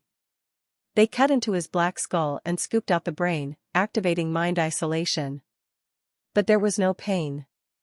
Technically, Liam was currently dead. His nerves were disconnected from his body. It felt as though he was drowning underwater. Everything was muffled. He was just a mind. It felt like hours had passed. Maybe more. But Liam was still dead. Was it a failure? Liam thought. Funny enough, he could still think despite having no body. The next instant he felt his brain being stabbed with a million different needles. Pain. Senses flooded back to him. Foreign but incredibly precise and simultaneously hectic. Incoherent screams and ear-splitting shrieks overwhelmed his thoughts, forcing him to growl in suppression and anger. A strange sensation ran through his body and blood. Then, Liam's eyes flickered open, giving the elders watching up close a jump scare. Chapter 314 Unbound. Liam felt a million different unpleasant sensations vomiting over him, crawling across every orifice and striation of his body. It was a nauseating feeling. Everything felt disproportionate and unsettling. Like he was no longer the same person. No longer the same thing. But as his thoughts slowly grew clearer, and his overwhelming and hectic sensations stabilized, Liam felt like he could finally examine what he ended up becoming. He could feel the number of people in the basement. Without his mental energy or shadow sense. Even if he closed his eyes, he could perceive them. They were like burning stars in a black void to his mind. An eighth sense. He could feel the warmth of their breaths, the quick beating of their hearts. But first, Liam had to break through the chains binding him down. Muscles at Liam's hands and feet started to transform and weave into a superior build. Thankfully, transfiguration was still with him. He hadn't lost it to the procedure. Transformations felt insanely fast now that he had a shifter's body. Before, it felt like shaping clay when transforming muscles or bone. Slow and dull, but got the job done. Now, it felt like reshaping liquid. Fast and effective, like the latest update to an already modern software. That was no small difference. Liam's strength tripled at his hands and feet. His Ashura strength hadn't regressed or lessened either, which was just a lovely addition to an already ridiculous body. Liam's arms and legs didn't bulk in size as he tripled the strength in them. They simply condensed. Clink. With a wide yanking motion, the chains snaring his limbs sharply clinked apart one after the other. They were peak rank 3 inscribed chains. Fortified with rigidity and made with one of the hardest metals by cultivation standards. Snapped. Liam rose to his feet and examined what he'd become. He'd lost his sanity more than once during painful moments, but he was strangely calm now. The elders watching felt awe at his sight. It was like watching a new species being birthed. And it was. There was no term to describe what Liam now was. Unlike humans who needed to be nurtured, developed and taught since they were born, animals and critters knew their job from the get-go. This was basically what Liam had become. An animal. And an Ashura. But also a human. One with sharp instincts and malicious urges, but a keen mind to keep both in check. Thus, despite feeling enough pain to make someone desire death, he'd thrown the experience in the back of his head and focused on himself. Firstly, his skin was uneven and ink-black in color, since the skin suit was still in its base form. His eyes were red and golden. He had no hair, but that could easily change. Everything in his body felt liquid. Not in the literal sense. His insides were indeed solid and perfectly rigid. But it was also mendable. Liam felt in control. Unbound and free. Liam breaking the chains weren't just literal, but figurative, as well. In an instant, Liam's skin went through a series of rapid-fire transformations. From fishy black skin, it morphed to a furry white, then to reptilian green scales, before reverting back to a human form. These weren't actual transformations into creatures of a different species. He was still a human/shifter/Ashura. But Liam was simply changing the color of his skin, and the roughness and anatomy of his flesh. Meaning his scales weren't actual scales. It was colored, hardened skin. Ucladd, and the elders watching with wide eyes, simply said nothing and absorbed the sight. This was a marvel of its own kind. A revolutionary discovery. Ucladd had a broad smile on his face, pouring himself another mug of ale. Seeing his heir attain more strength was a win to him, and a cause for celebration. Liam outstretched both arms. Slowly, both limbs started to stretch and morph, turning into octopus tentacles. The elders were confused. Then, more octopus tentacles protruded from Liam's body. end.O.V, el-B, 1N. From his back, his chest, his sides. Now that was just unsettling. But then, those octopus tendrils suddenly erected and hardened, turning as sharp as a blade. Then, some of the blades burst with dark flames. Right after, a few of the tentacles surged with volatile red energy. Following that, spikes made from blood burst from all over him. Right now, Liam resembled a multicolored spiky sea urchin. Fuhu. Liam let out a long exhale. The octopus tentacles, blood spikes, and blades retracted back into his flesh.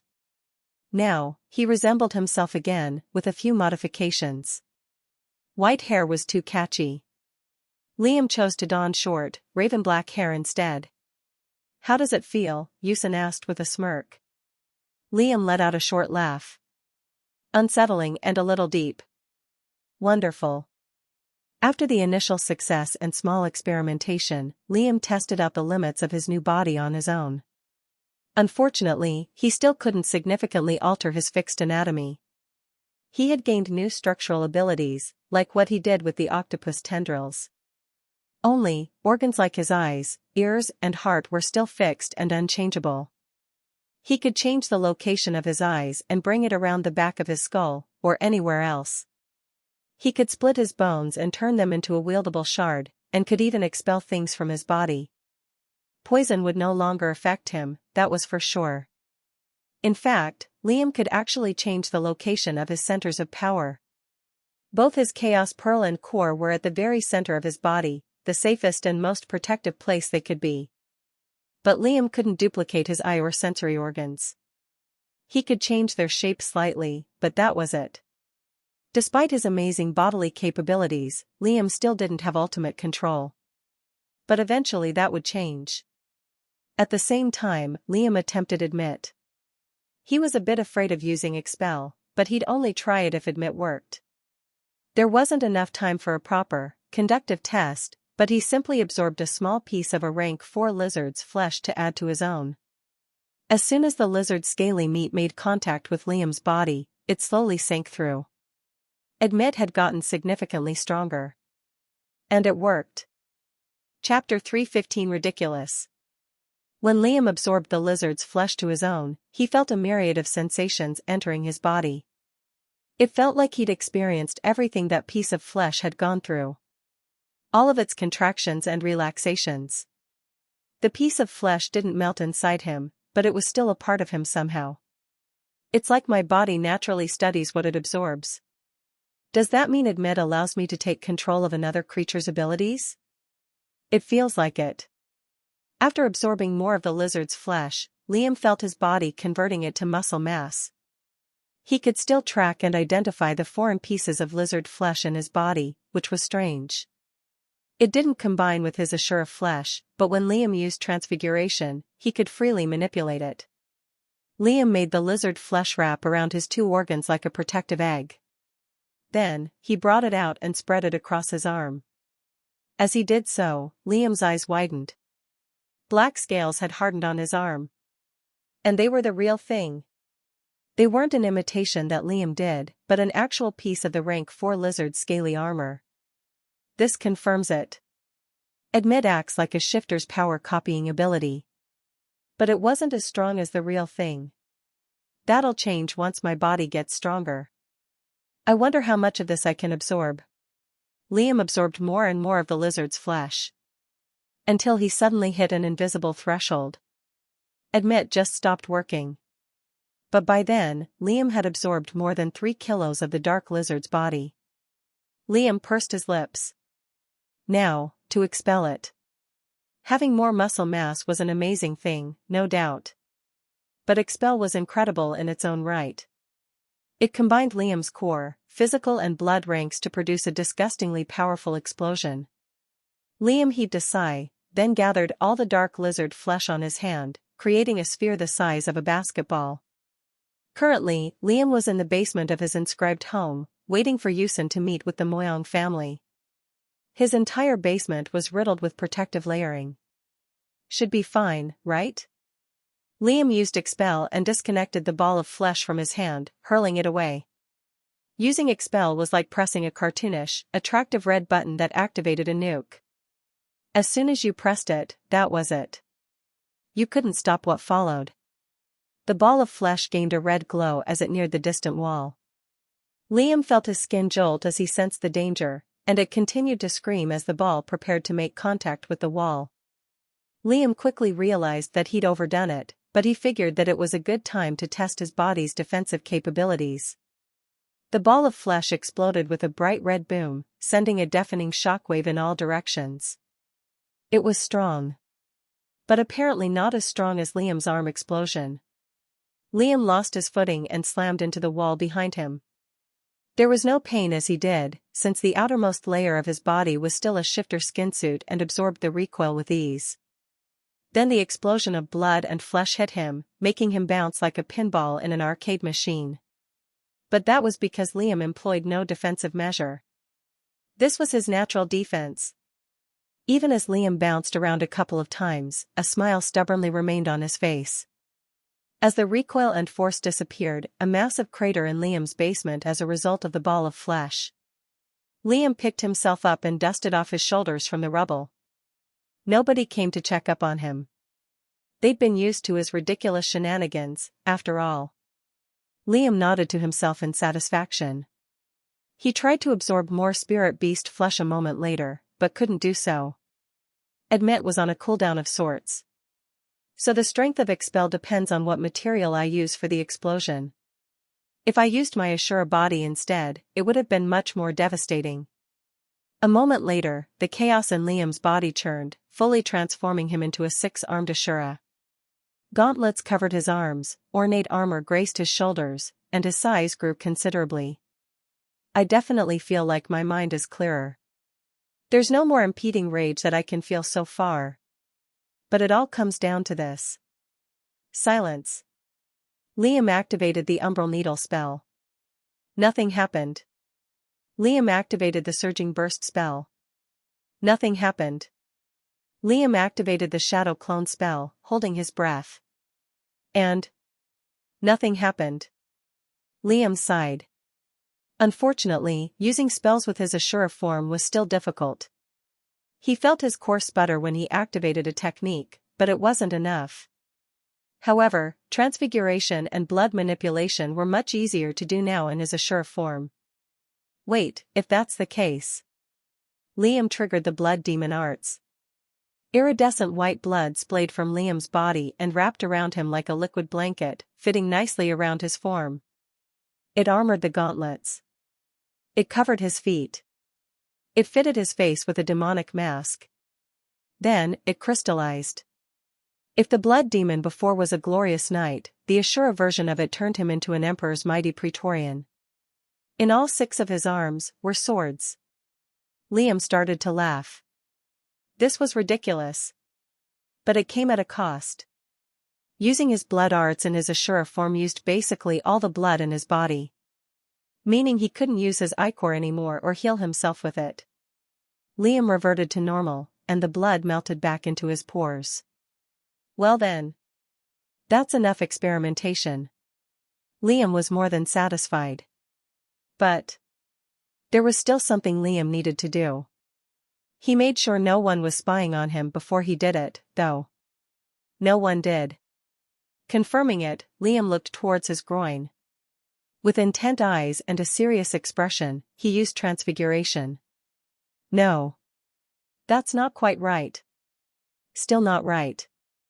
Nope, definitely not right. end.O.V, el-B, 1, n. Yuck. Okay, better. Getting warmer. Close now. Good enough. Better than ever, actually. Liam smiled in satisfaction. He'd have to start wearing pants for real, now. When all was said and done, Liam's jade started to ring. Liam heaved a sigh and got dressed. It was time to enter an inheritance. Chapter 3:16 Ma. Liam had a night of rest and packed everything essential he needed for the Celestial's inheritance. The Black Blade, the Dusk Blades, protective artifacts, wrappings, 3 years' worth of provisions, even if he overate, and much more. Inheritances were not daytime trips. Unless there were protective measures put into it beforehand, there almost always was a casualty involved. Even for the most basic and least powerful inheritances. And this was a Celestial's, which already had an air of mystique to it. In short, Liam was prepared. Fully rejuvenated, Liam met up with Ucladd and a few elders. As soon as he arrived at the grassy patch of land they were to meet at, Liam and the elders expected a ride towards the main lands. Through the monolith lion, like they'd always done. But no. Ucladd just snapped his fingers, and Liam's surroundings changed in the blink of an eye. They'd flashed across an incredible distance just like that. Liam was awed. And truth be told, he felt pity, too. If the path to strength wasn't authentic, it wouldn't last. That was the gist of what cultivation entailed. Ucladd earned his strength for the most part. But he'd rushed his path and the fruit only worsened it for him. All of this was artificial strength, and it was sad to know it would eventually fade away. Nevertheless, where Liam had teleported it was, unsurprisingly, the world's cut. There was a sea to his left, gushing into a massive swath of nothing, and an ocean to his right, doing the same. The crevice continued past the horizon, and there was nothing resembling human civilization as far as Liam's eye could see. Only the vast stretches of the ocean looked back at him, along with oceanic beasts poking through the surface now and again. In the distance was North Star, Yahweh, Twilight, and none other than Hand of Light himself. There was no reason why Quan wouldn't want to have a hand in a Celestial's inheritance. Calling it priceless was an understatement. Best case scenario, there might even be something similar to a rank 7 technique. A wide stretch, obviously, but one could hope. Liam felt slightly unnerved standing so close to the two monsters. But the day before, Ucladd had already given him a new and refined constricting pin to hide his chaos pearl. If Quan didn't know about his chaos already, he wouldn't know now. Ucladd and Quan fixed their deadly gazes at each other. Twilight, North Star, and Yahweh simply had their heads lowered in respect. But all three of them snuck glances at Ucladd's figure. Liam wanted to lower his head, too, but Ucladd instantly stopped him with a side glare. Never show them servitude. Was probably what Ucladd was trying to reprimand him for. I'll speak terms, Quan said sternly. Your boy can't kill Rienne or sabotage her in any way. Unless the inheritance requires a battle to the death, if he kills her, I'll wipe out your clan. Rienne. Twilight's name. Right now, the girl looked nervous, but tried to hide the best she could. Liam could see her mental waves. Fear and a little bit of embarrassment tainted them. Quan's terms applied both ways. Rienne couldn't do anything to him, and he couldn't do anything to her. Ucladd said nothing. Quan took his silence as a yes. A moment later, Quan began to privately address his squad. Ucladd did the same. You're going blind into this thing. If he couldn't take out the 2 cultivators he sent before, I can't do it either. Liam nodded. He braced for the worst. It was either death he was walking into, or a gold mine. The two parties were done with their discussions. Quan approached and so did Yusin. The two spoke privately for a few minutes. Liam got more and more tense as the seconds passed by. He had no clue what the two were discussing. Their words were muffled and Liam couldn't read Quan's lips. 10 minutes passed. Yusin came back to Liam and gave him a nod. There are no other restrictions. If you win the inheritance without killing the girl, you've won it fair and square. The entrance is right through the swath, Yusin told him. I'm going to have to throw you in there. Liam frowned slightly. Why can't you just lower me down? Falling down a canyon was the last thing Liam was comfortable doing. The last time he did such a thing, he had to yank out both eyeballs for a rank 4 magical beast with a mental sphere. Yusin chuckled under his breath. You have any spirit beast corpses in your ring? Yusin asked. Liam nodded. He saved hundreds of them for foraging and backup food. Throw one down the swath, Yusin said. Liam raised a brow, but complied. He took out a peak rank 3 lion corpse and threw it down. Everyone's attention fell on the beast's body as it plunged to the earth. As soon as it arrived 100 meters near the swath, the lion's body was severed into 100 precise slices. Silence. Liam's eyes widened. What was that? Was it a formation? But Liam's eyes didn't see any formations or inscriptions around the swath. Was it the swath itself? And he had to go through that? Don't worry, Yusin said with a smirk. It doesn't affect those who meet the conditions of the inheritance ground. Liam gulped. Despite meeting the requirements, he was still a bit paranoid about what could happen. Get ready, Quan said. We're dropping them at the same time. Liam and Rien were brought over the swath. They were practically touching shoulders. Was this where Rien blushed and fell in love with him? Just because there was a little skin-to-skin contact? Please. Yusin exchanged a nod with Liam. Rien exchanged a nod with her father and brothers. A moment later, the two were lowered 110 meters into the air. Then, they were dropped. N/O/V E-.1-B-.I-.N. Liam felt the swath growing larger and larger through his vision.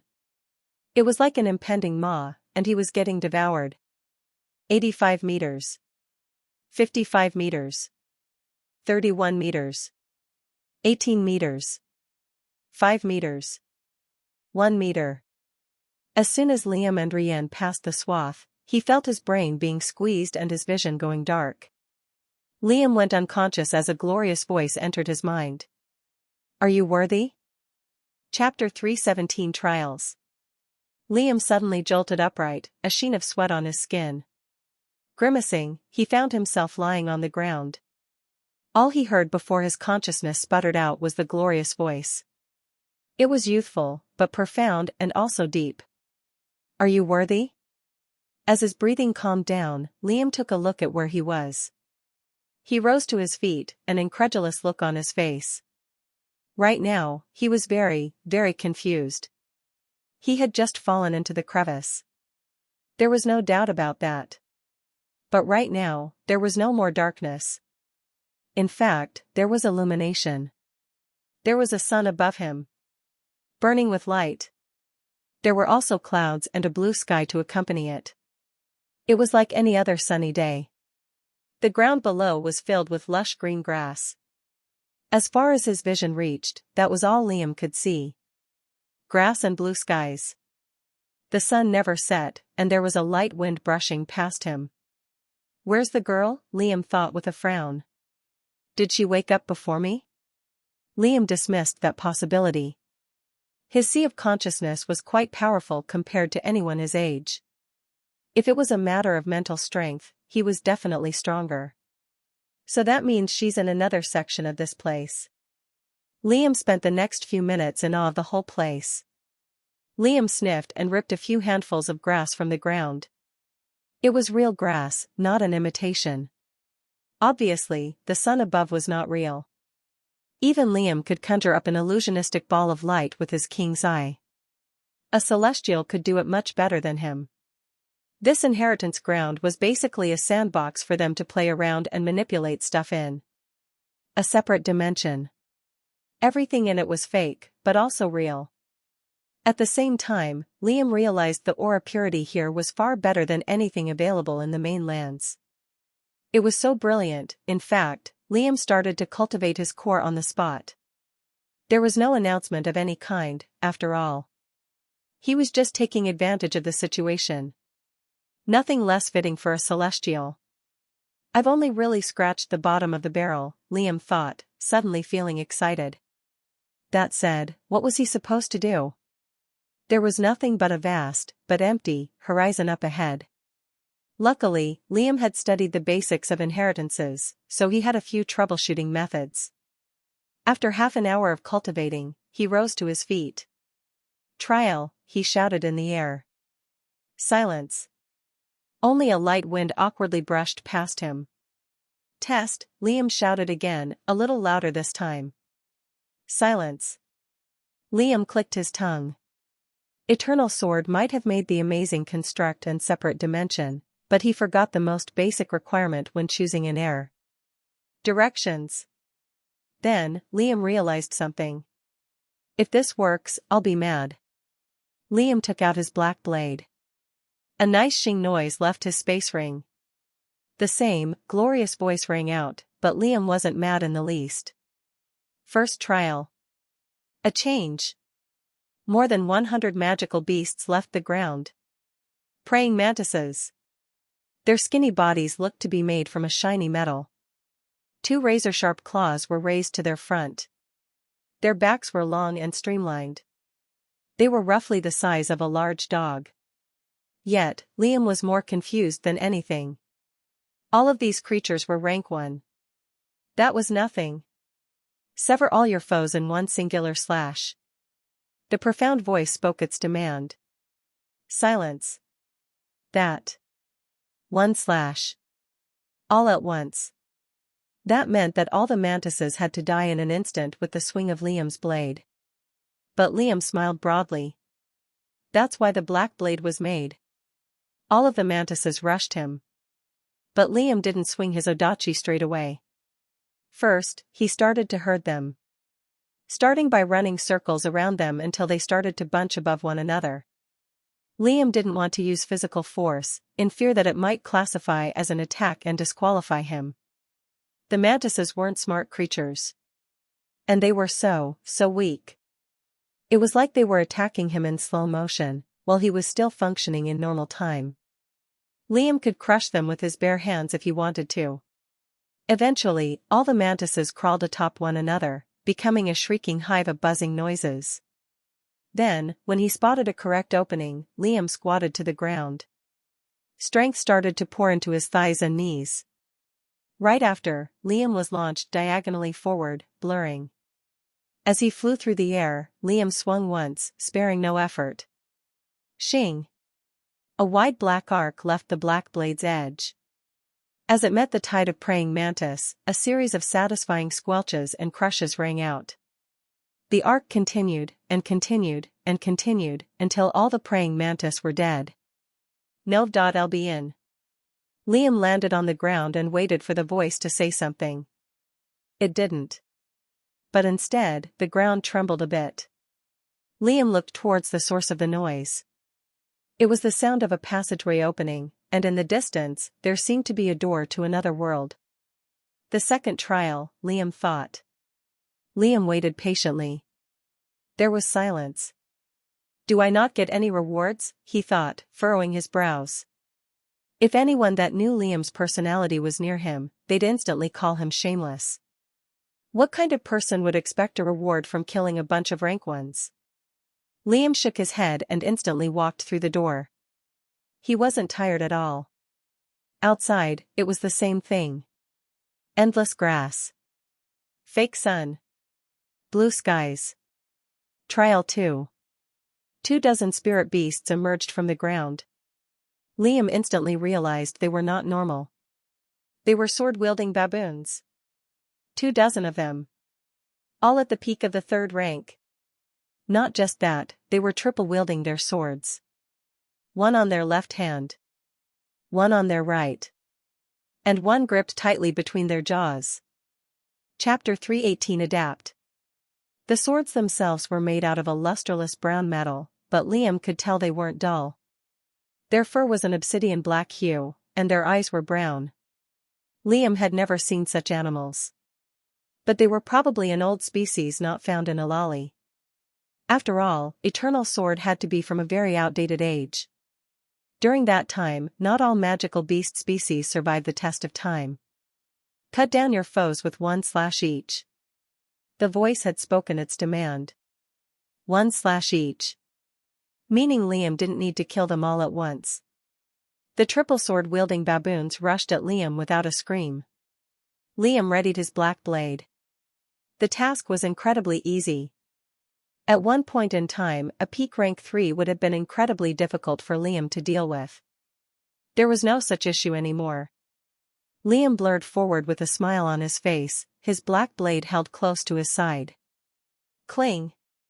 Liam didn't expect that. The first baboon casually blocked his strike using all of its 3 swords. The swords held strong against the black blade. This was after Liam strengthened his swing with transfiguration. Liam furrowed his brows and took a wide step back. The baboons rushed after him, but they weren't as fast. These baboons. They were damn good at wielding swords for some reason. Is it because of the inheritance grounds? Has Eternal Sword made it so the quality of our blades are the same? N.O.V.E.L. B-1-N. That was the most likely reason. There was no way that the black blade was equal to some rusty old weapon an ape wielded. But now it was. And it made things difficult. The damn baboons were fond of working together, too. All of them stood shoulder to shoulder and wouldn't wander off, adding another layer of annoying difficulty to the quest. Sharp clinging noises rang out one after the other as Liam defended against the barrage of attacks the baboons sent him. If he wanted to win, he had to do it right and take no half measures. As he continued to defend, the skin on Liam's back started to writhe and squirm, sprouting with 2 tentacles. Liam's wrappings didn't get in the way of them. They'd been fit to be as free-flowing as his flesh. The baboons didn't react when they saw the tentacles. They were stoically focused as though they were war-hardened soldiers following a command. Liam took out both his dusk blades from his ring, which the tentacles gladly grabbed onto. Now, Liam also had 3 swords. As the closest baboon lashed out at him with a double swing, Liam's dusk blade swung from behind him and smacked away the 2 swords. Right after, Liam swung with the black blade at the baboon's neck. The ape tried to deflect his odachi with the blade between his jaws, but Liam was fast. Shing! A streak of blood flew across the baboon's neck, killing it instantly. Liam smiled. There was nothing that stopped Liam from simply using his octopus tendrils and ensuring an easy kill. Another 4 baboons rushed at him. 12 different swords intent on severing him into pieces.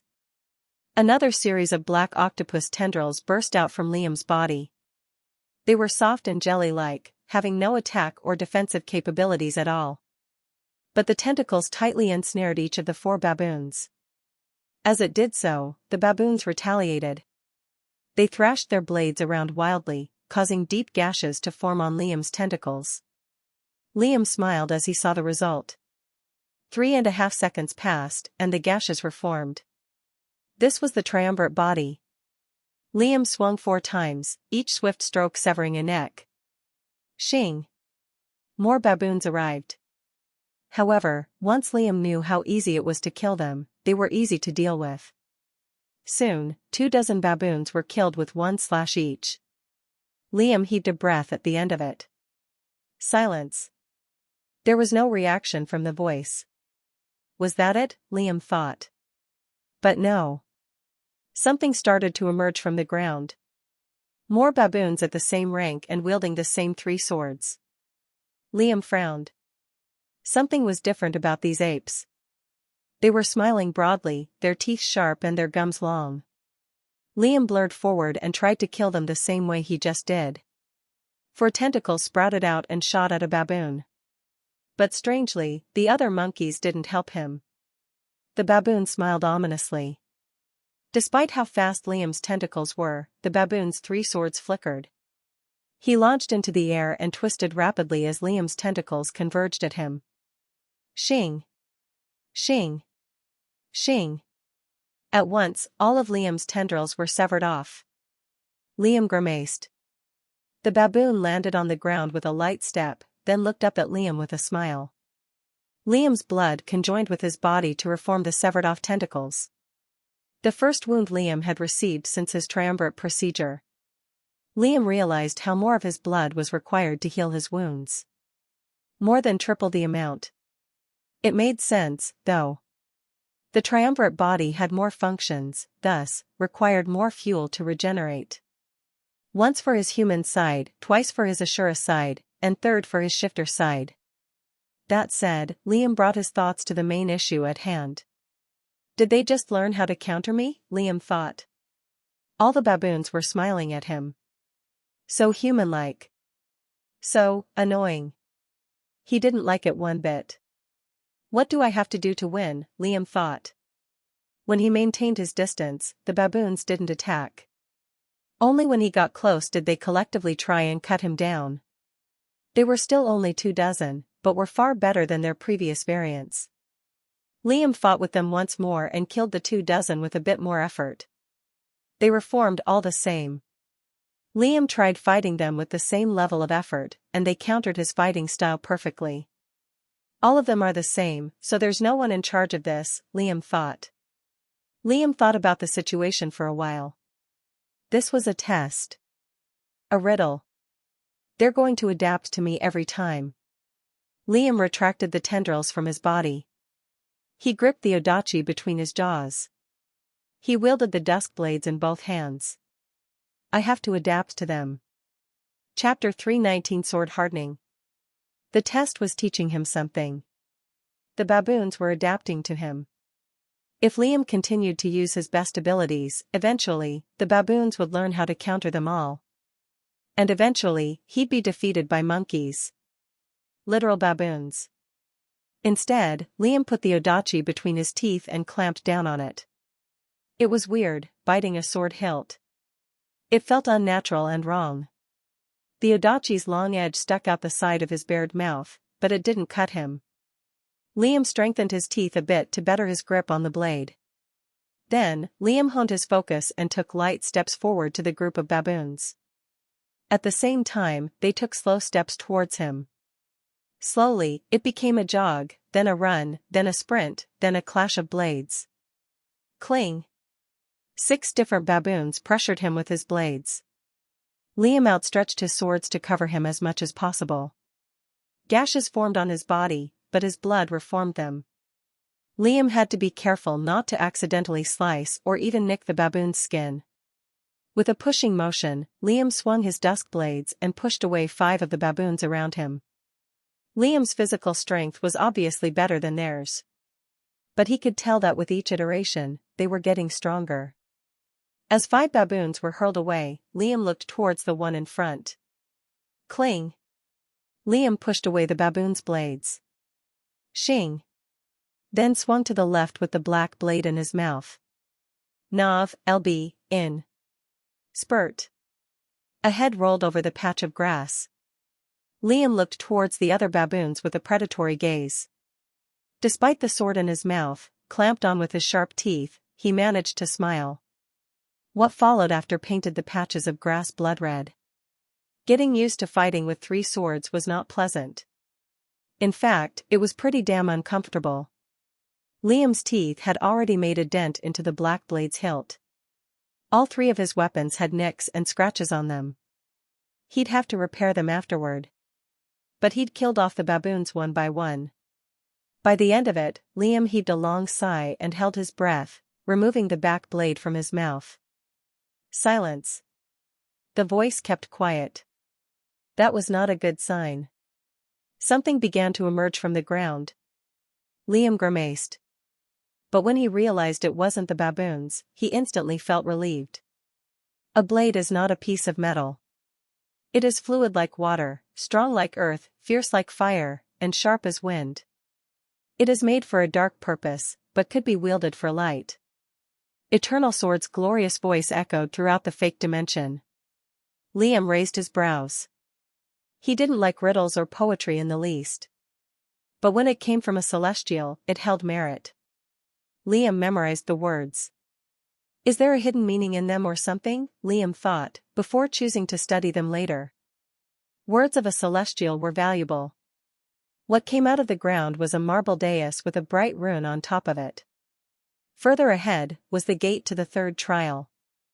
Liam approached the rune, grabbed it, and inspected it from all angles. It looked like a normal rock made out of light, but there were precise vertical lines etched onto its surface. You forgot the instructions again, Liam shouted angrily at the air. Liam looked towards the rune. He applied mental energy to it. Silence. Nothing happened. He applied aura to it. Nothing happened. Liam let out a long exhale. This better work. Liam resolved himself. And crushed the rune in his fist. It instantly exploded into motes of glittering light, producing a shimmering sound effect. Liam nearly cursed himself when he saw nothing happening, but then the motes of light rushed into his sea of consciousness. There was a sharp twinge of pain that disappeared instantly. Like a quick stab to the brain. Liam's eyes widened when he realized what just happened. Within his sea of consciousness, the motes of light had melted into his sea of mental energy. Liam instinctively knew what it was and how to execute it. Liam instantly took out his black blade, anticipation rising in his chest. Liam held it outward. Sheeing. A metallic ripple enveloped the black blade, intensifying its dark luster even further. Even its hilt gained a metallic property. The Odachi simply looked glorious. Sword hardening, Liam smiled. Liam swung from top to bottom with the black blade. Shing. A lengthy arc of darkness left the black blade's edge, but as it soared through the air, it continued for more than 40 meters before puffing out. Liam undid the sword hardening and smiled. There were no more nicks or scratches on the surface of his weapon. Liam no longer had to go through the boring process of repairing his weapons or the inscriptions on them. With sword hardening, Liam's swords would no longer chip or break.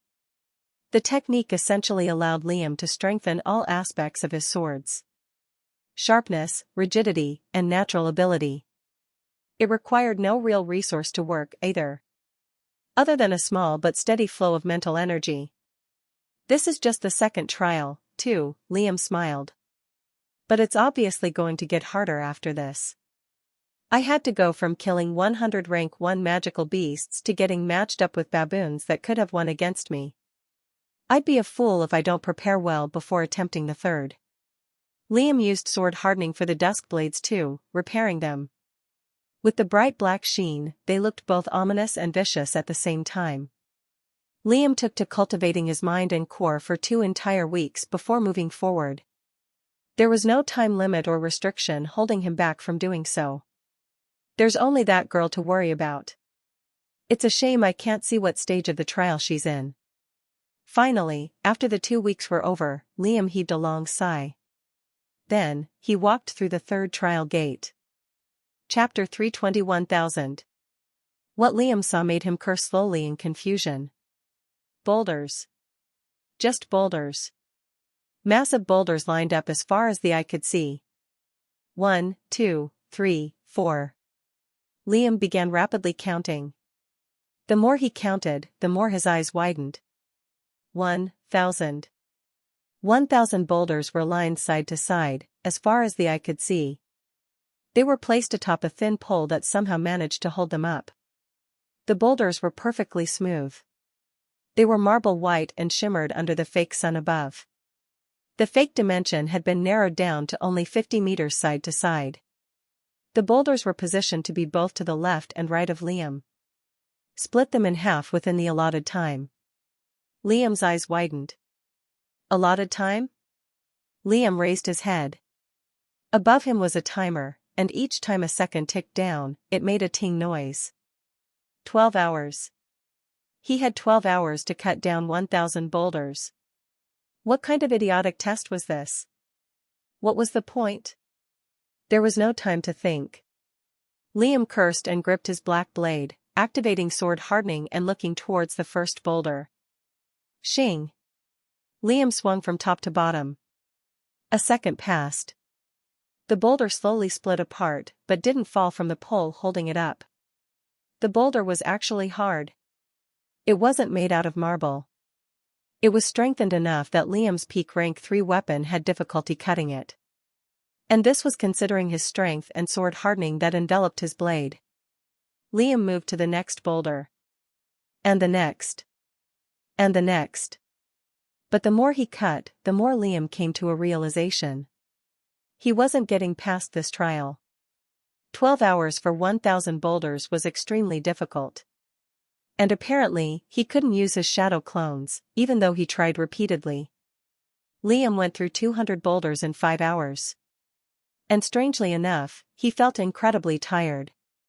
Ever since Liam had become an Ashura and attained a rank 4 body, he had basically forgotten what exhaustion was. But something was making him sweat and tire. His arm and body also felt sore for some dumb reason. Liam's face turned dark as he continued to split down each boulder. He hadn't given up. But he knew he'd lose eventually. 11 hours passed. Liam kept swinging and swinging. All of his muscles throbbed in pain and ached horribly. Liam's mental energy was also running out. Sword hardening was always active throughout the swings, after all. Despite the technique costing a small amount of mental energy, keeping it active for 11 hours straight was bound to drain him of strength. Plus, the more tired Liam became, the less easy it was to split the marble boulders in half. Everything was piling up on him. Liam managed to cut 513 boulders as 12 hours passed. He was panting heavily, sweating with his eyes half drooping. Failed. Liam heard the words and grimaced. What a retarded test. No, there'll be one N. So much preparation, effort and work. Just to hear that word at the end. Liam shook his head, waiting to be transported out of the fake dimension. Silence. Liam grew confused. Suddenly, he was back at the beginning of the fake dimension, where he entered the third trial. Liam looked at the boulders. They had reformed. Didn't he fail, though? Liam raised his head. The timer was suddenly back to the 12th hour, and it hadn't started ticking down. Liam realized why. His black blade was stored. For the last trial, when Liam unsheathed his black blade, the trial had begun. Liam smiled broadly. He wasn't out of the game. He sat down and started to lay down a massive feast fit for a king, wolfing it down. Doing the same thing again without changing my line of action is dumb. This is also a test of some sort. Is it speed or something? Maybe not. If it was, I wouldn't get so tired for some reason. Liam racked his brain for an answer. He genuinely didn't know. If there was a boulder, he'd cut it. Problem solved, right? Eternal Sword absolutely sucked at directions, and Liam was getting angry as he gulped down meal after meal. Heaving a sigh, Liam positioned himself beside 2 of the boulders and unsheathed his black blade. All he could do was repeat the trial until he understood something. The voice rang out once again. Split them in half within the allotted time. Liam got to work. He put more strength into his grip, back and arms. The boulders split apart much easier compared to before. Liam swung once, thrice, 100 times and more. For some reason, Liam felt even more tired than before. It was a small amount. Barely noticeable. But definitely there. Using transfiguration to increase the weight of his slashes somehow worsened his stamina. Liam was starting to hate how boulders looked. 12 hours passed. And Liam cut down less boulders than last time at the end of it. 499 compared to 513. That was not a small difference. Still. Failed. Liam was once again teleported to the beginning of the line. The boulders had also reformed. And he was once again sore all over again. Liam let his back touch the floor. The more physicality that I use, the weaker I get, Liam realized. Is that what he wants me to know? That I'm using too much strength? Liam was pretty sure that was the problem. But he needed to rest before coming to a proper conclusion. Liam took a moment to ponder over what the inheritance wanted from him. All this time, Liam simply daydreamed about what he could reap from it. But what was the actual point of it?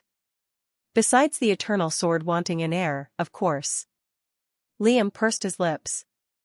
Does he want me to develop my own sword style or something? A plausible conclusion. But Liam put it aside for now. His body was back to tip-top condition, and he was ready for another shot at the ridiculous task. Liam unsheathed his black blade. Split them in half within the allotted time. Previous.